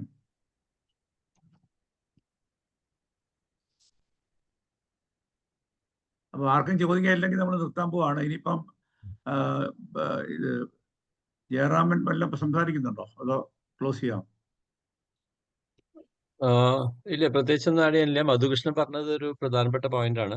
കാരണം കോസ്റ്റൽ ഏരിയാസിൽ, പ്രത്യേകിച്ച് സോൾട്ട് വാട്ടർ ഇൻട്രൂഷൻ ഉള്ള സ്ഥലങ്ങളിൽ ഇന്നത്തെ സിമെന്റ് ഉപയോഗിക്കാൻ പറ്റില്ല എന്നുള്ളത് നമുക്ക് ഏറെക്കുറെ ബോധ്യമായി കഴിഞ്ഞിട്ടുണ്ട്. അപ്പോൾ സോൾട്ട് റെസിസ്റ്റന്റ് ആയിട്ടുള്ള പല ബിൽഡിംഗ് മെറ്റീരിയലുകളും ഇന്ന് മാർക്കറ്റിൽ പല ഗവേഷണങ്ങളും നടന്നിട്ടുണ്ട്. അത്തരം കാര്യങ്ങൾ ഇപ്പോൾ ടെക്സ്റ്റൈൽ റീഇൻഫോഴ്സ് കോൺക്രീറ്റ് എന്നൊക്കെ പറയുന്ന രീതിയിലുള്ള പുതിയ കോൺക്രീറ്റ് മെറ്റീരിയലുകൾ പല ഗവേഷണങ്ങളുടെ ഫലമായിട്ട് നടന്നിട്ടുണ്ട് സിവിൽ എഞ്ചിനീയറിംഗ് സ്റ്റുഡൻസിനോ. അല്ലെങ്കിൽ പിന്നെ അതുമല്ല, നമ്മൾ വീടിന്റെ ഫൗണ്ടേഷൻ പണിയുന്നത് മുതൽ നമുക്ക് സിവിൽ എഞ്ചിനീയർമാർക്ക് ഒരു സ്റ്റാൻഡേർഡ് പാറ്റേൺ ഉണ്ട്. ആ പാറ്റേണിലാണ് അവിടെ എല്ലാ സ്ഥലത്തും കോൺക്രീറ്റ് വീടുകൾ വേണോ, അല്ലെങ്കിൽ ആ കോൺക്രീറ്റ് വീടിന്റെ ലോഡ് എടുക്കാൻ പാകത്തിന് അവിടുത്തെ സോയിലിന് ബെയറിംഗ് കപ്പാസിറ്റി ഉണ്ടോ, ഇത്തരം കാര്യങ്ങളൊക്കെ ഒരു പഠന വിഷയമാക്കേണ്ടതാണ് നമ്മളൊരു മേഖല തിരഞ്ഞെടുത്തിട്ട്. അതിലൊരു ആ. അഡീഷൻ കൂടി എനിക്ക് കോസ്റ്റൽ ഏരിയയിൽ എപ്പോഴും തോന്നിയിട്ടുള്ളത് എന്താണെന്ന് വെച്ചാൽ, ഈ കടൽക്കാറ്റ് കെട്ടിടത്തിന്റെ മേലെ അടിക്കുന്ന അതിൻ്റെ ആ വിൻഡ് ഇതിനെ താങ്ങാനുള്ള കഴിവ്, അത് ഡിസൈനിൽ കൂടി ആ കാറ്റ് ഒഴിഞ്ഞു പോകാനുള്ളത് കൊടുത്തില്ലെങ്കിൽ അത് സ്ട്രക്ചറിനെ വീക്കൻ ചെയ്യും. അപ്പോൾ ഇതിന് മേലെ വരുന്ന അഡീഷണൽ ആയിട്ടുള്ള വിൻഡ് ഫോഴ്സ് അല്ലെങ്കിൽ ആ വിൻഡ് ഇമ്പാക്റ്റ് അത് താങ്ങാനുള്ള ഒരു ഡിസൈൻ കൂടി ആക്കുന്നത്. പണ്ട് ഹിമാലയത്തിൽ ഒരു വലിയ 80കളിൽ ഒരു വലിയ എർത്ത്ക്വേക്ക് ഉണ്ടായി. അവിടെ ഒരുപാട് പേര്, ഈവൻ മിഡിൽ ക്ലാസ് പാവപ്പെട്ട ആളുകളൊക്കെ അവിടെ കല്ലുകൊണ്ടൊക്കെയാണ് അവിടെ കെട്ടിടമൊക്കെ വെക്കുന്നത്. അത് ഒരുപാട് പേര് മരിക്കുകയൊക്കെ ചെയ്ത് കഴിഞ്ഞപ്പോൾ അന്ന് ഡിപ്പാർട്ട്മെൻറ്റ് ഓഫ് സയൻസ് ആൻഡ് ടെക്നോളജിയിൽ ഞാൻ അന്ന് സയൻസ് ആൻഡ് സൊസൈറ്റി ഡിവിഷനത്തെ കമ്മിറ്റിയിൽ ഞങ്ങൾ ഉണ്ടായിരുന്നു. അപ്പോൾ അന്ന് ഞങ്ങൾ നമ്മുടെ ലോറി ബേക്കർ സാഹിബിനെ അവിടെ ഇത് സ്റ്റഡി ചെയ്യാൻ വേണ്ടി അയക്കണമെന്ന് തീരുമാനിച്ചു. അദ്ദേഹത്തോട് ചോദിച്ചു, അദ്ദേഹം സമ്മതിച്ചു. അദ്ദേഹം ഒരു വലിയൊരു സർജറിയൊക്കെ കഴിഞ്ഞ് ഇങ്ങനെ റിലീഫ് ആവുന്നേ ഉണ്ടായിരുന്നുള്ളൂ. പക്ഷെ അങ്ങേര് ഒട്ടും കൂസാതെ അവിടെ പോയി ഈ സ്ഥലങ്ങളിലെല്ലാം കയറി ഇറങ്ങി. അത് കഴിഞ്ഞ് അദ്ദേഹത്തിൻ്റെ റിപ്പോർട്ട് ഞങ്ങൾ actually department of science and technology Delhi അന്ന് ഒരു പുസ്തകമായിട്ട് ഇറക്കിയിട്ടുണ്ട്. ആ പുസ്തകത്തിൻ്റെ ഇടത് ഭാഗം അദ്ദേഹം സ്വന്തം കൈപ്പടയിൽ വരച്ചിട്ടുള്ള, അവിടെ കണ്ടിട്ടുള്ള സീനുകൾ, അതിനുള്ള പരിഹാരങ്ങളൊക്കെ തന്നെ അങ്ങനെ സ്കെച്ചുകൾ വരച്ചിട്ടുണ്ടായിരുന്നു. ആ സ്കെച്ച് അതേപടി ഓഫ്സെറ്റിലേക്ക് ട്രാൻസ്ഫർ ചെയ്തു. പിന്നെ ഇതിനെക്കുറിച്ചുള്ള അദ്ദേഹത്തിൻ്റെ നോട്ട് എഴുതി തന്നിരിക്കുന്നത് അദ്ദേഹത്തിൻ്റെ മനോഹരമായ കൈപ്പടയിലാണ്. ഞങ്ങൾ വിചാരിച്ചു ഈ പ്രിൻ്റ് അച്ചടിച്ച ഇത് വെക്കുന്നതിന് പകരം ബേക്കറുടെ സ്വന്തം കൈപ്പടയിലുള്ള അക്ഷരം തന്നെ വെച്ചുകൊണ്ട് വലത്തുഭാഗത്ത് അതിൻ്റെ റണ്ണിങ് മാറ്ററും വെച്ച് ഒരു ചെറിയ പുസ്തകമായിട്ട് അത് പബ്ലിഷ് ചെയ്തു. അതിന് ഒരുപാട് എഡിഷൻസ് പബ്ലിഷ് ചെയ്തു. അതിൽ അദ്ദേഹത്തിൻ്റെ ഒരു മെയിൻ ഫൈൻഡിങ് എന്താണെന്ന് വെച്ചാൽ, അവിടെ മരിച്ചു പോയ പല ആളുകളും ഈ കെട്ടിടത്തിൻ്റെ റൂഫ് വീണ്, അതായത് അവർ കല്ലുകൊണ്ടാണ് റൂഫ് ഇട്ടിരിക്കുന്നത്. അത് ഹെവി ആയിട്ടുള്ള കല്ലുകളാണ് വെച്ചിരിക്കുന്നത്, പാറ കല്ലേ, ഈ കരിങ്കൽ സ്ലാബ് പോലെയുള്ള സാധനങ്ങളാണ്. അത് മേലെ വീണിട്ടാണ് ആൾ മരിച്ചിരിക്കുന്നത്. അത് കണ്ടപ്പോഴാണ് എനിക്ക് നോർത്ത് ഈസ്റ്റിലുള്ള ട്രൈബൽ ഏരിയാസ്, പണ്ട് ഞാൻ ഇതേ തന്നെ DSTയുടെ ഒരു പ്രോജക്റ്റിൻ്റെ ഭാഗമായിട്ട് ഇങ്ങനെ സന്ദർശിച്ചപ്പോൾ അവിടെയുള്ള വീടുകളൊക്കെ ഈ റീഡ്സോ അല്ലെങ്കിൽ ബാംബുവിൻ്റെ ഇത് കീറിയിട്ടേ അതിൻ്റെ സാധനവും അതിൻ്റെ ഇതുപോലെയുള്ള നമ്മൾ മെടയാൻ വേണ്ടിയിട്ട് എടുക്കുന്ന ഇതുണ്ടല്ലോ, അവർ കീറിയിട്ട് അതിൻ്റെ പുറത്തെ സ്കിന്ന് ഇങ്ങനെ മുറിച്ച് ചെറിയ ഒരു 1 സെൻറ്റിമീറ്റർ വീതിയിലുള്ളതാക്കുമല്ലോ. അപ്പോൾ അതിനെ ഇങ്ങനെ വെച്ചാൽ അതൊരു പായ പോലെ മെടഞ്ഞ് ഇതിൻ്റെ ബാംബുവിൻ്റെ സാധനം, ബാംബുവിന് ഒരുപാട് കംപ്രസീവ് സ്ട്രെങ്ത് എടുക്കാനുള്ള കഴിവുണ്ട്. അപ്പോൾ അതൊക്കെ വെച്ചിട്ട് അതിൻ്റെ മേലെ അവർ ചെയ്യുന്നത് പിന്നീട് ചളി വെച്ച് 2 സൈഡിൽ നിന്നും ചളി വെച്ച് ഇതാക്കിയിട്ടാണ്. അപ്പോൾ എന്നിട്ട് അതിൻ്റെ മേലെ ലൈറ്റായിട്ടുള്ള റൂഫിങ്ങും കൊടുക്കും. ഇതാണ് നോർത്ത് ഈസ്റ്റിലുള്ള എല്ലാ ട്രൈബൽ ഹാബിറ്റാറ്റ്സിലുള്ള ഹാബിറ്റ്. അപ്പോൾ അവരുടെ ടെക്നിക്കൽ നോളജ് നോക്കണം. അവിടെ ഒരിക്കലും എന്ത് ഭൂമി കുലുക്കം വന്നാലും എന്ത് ലാൻഡ് സ്ലൈഡ് വന്നാലും ഈ ലൈറ്റായിട്ടുള്ളതോ അല്ലെങ്കിൽ ഈ ചുമരോ വീണ് കഴിഞ്ഞാൽ ഒരുത്തനും മരിക്കില്ല, ഒരു കുഴപ്പവും വരില്ല. നേരെ മറിച്ച് ഈ ഫണ്ടമെൻ്റൽ പ്രിൻസിപ്പിൾസ് പാലിക്കാതെ ഹിമാലയത്തിൽ ഈ പ്രദേശങ്ങളിലുണ്ടായിരുന്ന ആ എർത്ത്ക്വേക്ക് വന്നിരുന്ന ഏരിയാസ്, എനിക്ക് ആ പെർട്ടിക്കുലർ ഏരിയ എനിക്ക് പെട്ടെന്ന് ഓർമ്മ വരുന്നില്ല, കൺസ്ട്രക്ഷൻ പ്രാക്ടീസിലാണ് ഇതിൻ്റെ. അപ്പോൾ ഇതൊരു ഇന്റർവീൻ ചെയ്യാൻ പറ്റിയ നല്ലൊരു ഏരിയ ആണ്. ഓക്കെ. നമ്മുടെ സർക്കാരിന്റെ ഒരു ചില സ്കീമിൽ തന്നെയുള്ള ഒരു അപാകത, പക്കാ ഹൗസിന് മാത്രമേ ലോൺ കിട്ടുള്ളൂ. അതെ പക്കാ ഹൗസ് എന്ന് പറഞ്ഞാൽ കോൺക്രീറ്റ് ഹൗസ് ആണെന്നുള്ള എല്ലാവരുടെയും ധാരണ. ആ ധാരണ മാറ്റാൻ തന്നെ ഈ പഠനങ്ങൾ സഹായിക്കുകയാണെങ്കിൽ നല്ലതായിരുന്നു. പക്കാ ഹൗസ് കോൺക്രീറ്റ് ഹൗസ് അല്ല എന്നുള്ളതെങ്കിലും നമ്മൾ പറഞ്ഞ് എസ്റ്റാബ്ലിഷ് ചെയ്യേണ്ടിയിരിക്കും. സർ, നമുക്ക് ഇന്ന് അവസാനിപ്പിച്ചാൽ അതെ ഹലോ, വേറെ ഗുഡ് ഈവനിങ് സർ. ഞാൻ ഡോക്ടർ അനിത ശങ്കറാണ്. അതെ പറയൂ രത്നകുമാർ പറയൂ. സാർ മുമ്പ് എന്നെ വിളിച്ചപ്പം ഞങ്ങളുടെ ഓഫീസിലേക്ക് അസാപ്പിന്റെ ഒരു ടീം വന്ന് അവരുമായിട്ടുള്ള ഡിസ്കഷൻ, അവർ വന്നു കയറി ഉടനെ എന്നെ രത്നകുമാർ സാർ വിളിച്ചത്. അതുകൊണ്ടാണ് എനിക്ക് സംസാരിക്കാൻ പറ്റാതെ പോയത്. ഇപ്പോഴും അവരുണ്ട് ഇവിടെ. സർ, ഞാൻ കേട്ടു, ആദ്യമായിട്ട് ഡിസ്കഷൻ കേട്ടുകൊണ്ടിരിക്കുകയാണ്. നമ്മുടെ ദാമോദരൻ സാർ പറഞ്ഞ കാര്യങ്ങളൊക്കെ കേട്ടു. ഞങ്ങളുടെ കോളേജും ആക്റ്റീവായിട്ട് ഉണ്ട്. ഞങ്ങളുടെ കുട്ടികളും ധന്യ ടീച്ചറും ഒക്കെ ഇതിനകത്ത് പങ്കെടുക്കുന്നുണ്ട്. അപ്പം സർ, നമുക്കും ഒന്നിച്ച് എല്ലാ കാര്യങ്ങളും ചെയ്യാം. ഞങ്ങളുടെ ഗ്രൂപ്പും കോമ്പറ്റീഷന് വേണ്ടി തയ്യാറെടുത്തുകൊണ്ടിരിക്കുന്നു. വേറെ ഒന്നും പറയാനില്ല. Thank you sir. Thank you for all your okay kind words. Okay, thank you. Okay, ഇനി ഓവർ ടു രത്നകുമാർ. ഇതിൽ ഈ ഗ്രൂപ്പില് ഇന്ന് മീറ്റിംഗിൽ ചേർന്ന ആൾക്കാര് നിങ്ങളുടെ ഇമെയിൽ ഇൻഡിപെൻഡന്റ് ആയിട്ട് അയക്കാന്നുണ്ടെങ്കിൽ നമുക്ക് ഇതിന്റെ മറുപടി ഇമെയിലായിട്ട് തരാൻ പറ്റും. കാരണം ഇതിന്റെ ഈ ടീച്ചർ വഴി കമ്മ്യൂണിക്കേറ്റ് ചെയ്യും പലപ്പോഴും എല്ലാവർക്കും ഈ മെസ്സേജ് എത്തുന്നില്ല, സമയത്ത് എത്തുന്നില്ല, നീണ്ടു. ഈ പ്രോജക്റ്റ് സമയം വളരെ കുറവായ സാഹചര്യത്തിൽ നിങ്ങൾ ഇമെയിൽ ID വാട്സപ്പ് വഴിയോ ഞങ്ങളുടെ കോമൺ ഇമെയിൽ വഴിയോ തരാമെന്നുണ്ടെങ്കിൽ നിങ്ങൾക്ക് പേഴ്സണലായിട്ട് നമ്മൾ കമ്മ്യൂണിക്കേഷൻ നടത്താം. കാരണം കുറച്ച് കുട്ടികളുണ്ടല്ലോ പ്രോജക്റ്റ് ചെയ്യുന്നത്. അത് നിങ്ങളൊന്ന് ആലോചിക്കാവുന്ന. രണ്ടാമത് നമ്മളെ ചാനലുണ്ട്, നിങ്ങളുടെ ഗ്രീൻ എനർജി ഫോറത്തിന് ചാനലുണ്ട്. അത് സബ്സ്ക്രൈബ് ചെയ്യാത്തവരുണ്ടെങ്കിൽ നിങ്ങൾ സബ്സ്ക്രൈബ് ചെയ്ത് കഴിഞ്ഞാൽ കംപ്ലീറ്റ് വീഡിയോ റെക്കോർഡ്, ഇന്നത്തെ ക്ലാസ്സുകളുള്ള എല്ലാ റീഡിങ്സ്, എല്ലാ ടോക്കും അതിനകത്ത് റെക്കോർഡ് ചെയ്ത് നമ്മൾ സേവ് ചെയ്തിട്ടുണ്ടാവും. ഇനി വോട്ടർ താങ്ക്സ് പറയാനായിട്ട് നമ്മൾ കോർഡിനേറ്റർ ശ്രീ മധുകൃഷ്ണൻ ക്ഷണിക്കുന്നു. മധുകൃഷ്ണൻ പ്ലീസ്. സാർ നമസ്കാരം.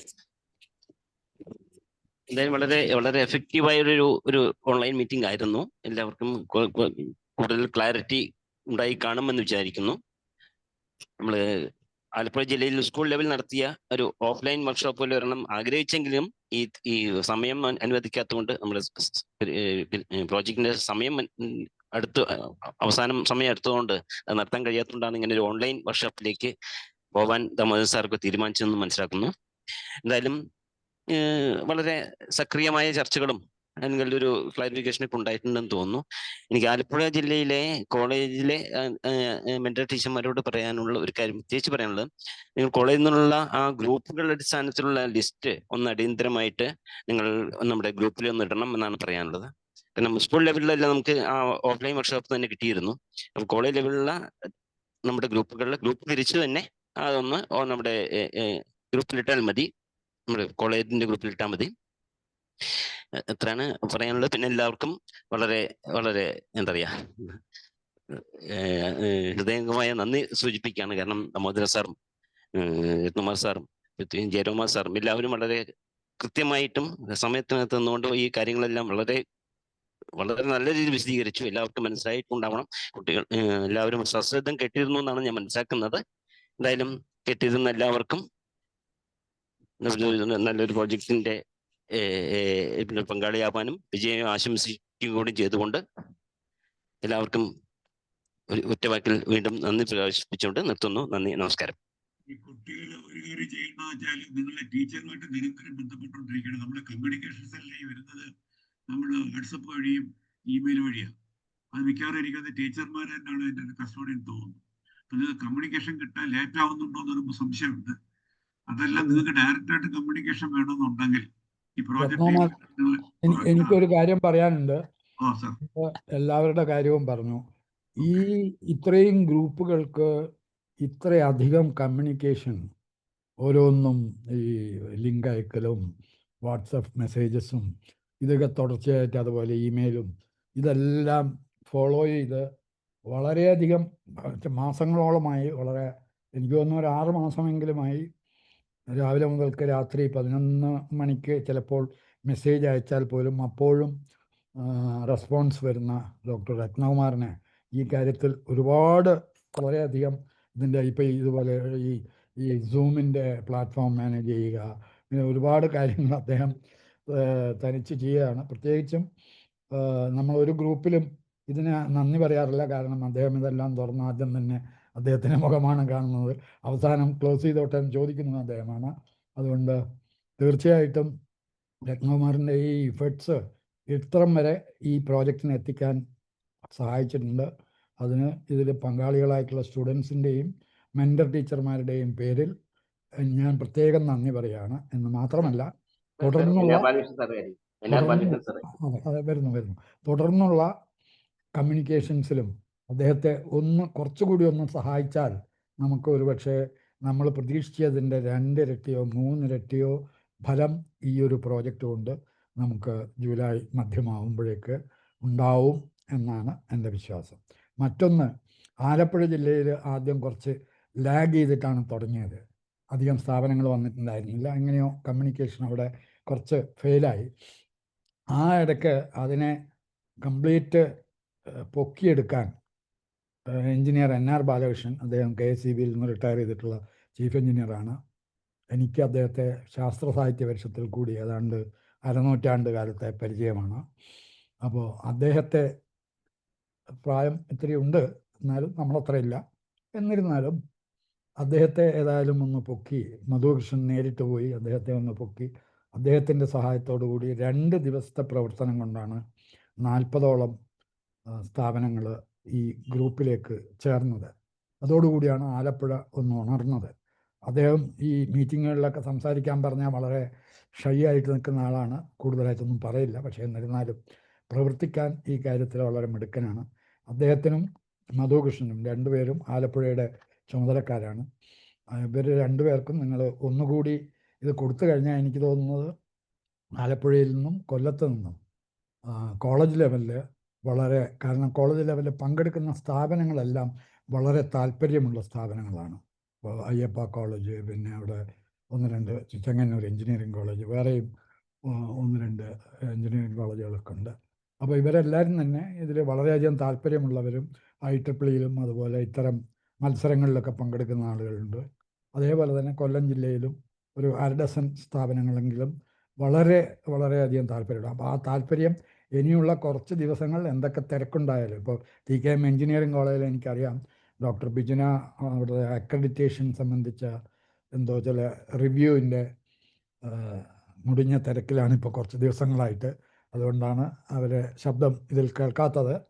പക്ഷേ എന്നിരുന്നാലും അവിടെ ഗ്രൂപ്പുകൾ ഇതിൽ പങ്കെടുക്കുന്നുണ്ട് എന്ന് എന്നെ ഇടയ്ക്ക് അവർ ഇന്ന് വർക്കിംഗ് ഡേ ആണ്, അതിൻ്റെ ഇടയിൽ ഒരിക്കൽ എന്നെ വിളിച്ച് പറയുകയുണ്ടായി. അപ്പോൾ ഇങ്ങനെയുള്ള നിങ്ങൾ സഹകരിച്ചിട്ടുള്ള എല്ലാ ആളുകളും തുടർന്നും ഇനി അടുത്ത മാസങ്ങളിലും സഹകരിച്ചാൽ മാത്രമേ നമുക്കിതിൻ്റെ കോൺടെസ്റ്റുകളൊക്കെ വളരെ ഭംഗിയായിട്ടും വളരെ കൃത്യമായിട്ടും നിർവഹിക്കാനും അതിൽ കഴിവുള്ള എല്ലാ കുട്ടികളെയും നമ്മളൊന്ന് പൊക്കി ജനങ്ങളുടെ മുമ്പാകെ അവരുടെ കഴിവുകൾ തുറന്നു കാണിക്കാനും നമുക്ക് സാധിക്കുള്ളൂ. അങ്ങനെ ആകുമ്പോൾ തീർച്ചയായിട്ടും കേരളം ഇപ്പോൾ പലതിലും ഫസ്റ്റാണ്. ഈ ഒരു കാര്യത്തിലും നമുക്ക് ചെറിയ ഒരു എന്താ പറയേണ്ടത്, മറ്റ് സംസ്ഥാനങ്ങളെക്കാൾ നമുക്കൊരു ചെറിയ ലീഡ് കാണിക്കാൻ സാധിക്കണം എന്നുള്ളതാണ് എൻ്റെ വിശ്വാസം. ഇത്രയും പറഞ്ഞ് എല്ലാവർക്കും എൻ്റെ കൂടി ഒരു നന്ദി പറഞ്ഞ് നമുക്ക് ഇന്ന് അവസാനിപ്പിക്കാം. എനിക്ക് ക്ലോസ് ചെയ്യാനുള്ള അധികാരം ഡോക്ടർ രത്നകുമാറിനാണ്. ഒരു വാക്ക് അവിടെ ഞാൻ പറയട്ടെ. വാസ്തവത്തിൽ ഇങ്ങനെ ഒരു പ്രോജക്റ്റ് നമ്മൾ കൺസീവ് ചെയ്തതിന്റെ പ്രധാന കാരണം VK താമർ സാറാണ്. അദ്ദേഹത്തിന്റെ മനസ്സിൽ ഉദിച്ച ആശയങ്ങളാണ് നമ്മൾ പ്രവർത്തിക്കൊണ്ടിരിക്കുന്നത്. നമ്മളൊക്കെ അദ്ദേഹത്തിന്റെ കൂടെ നിൽക്കുന്നുള്ളതാണ് യാഥാർത്ഥ്യത്തിനകത്ത്. അപ്പം അദ്ദേഹത്തിന് ഒരു പ്രത്യേക നന്ദി പറഞ്ഞ് ഞാൻ ഈ അവസരം ഉപയോഗിക്കുകയാണ്. ഓക്കെ, അപ്പൊ ഞാൻ ക്ലോസ് ചെയ്യട്ടെ സാർ.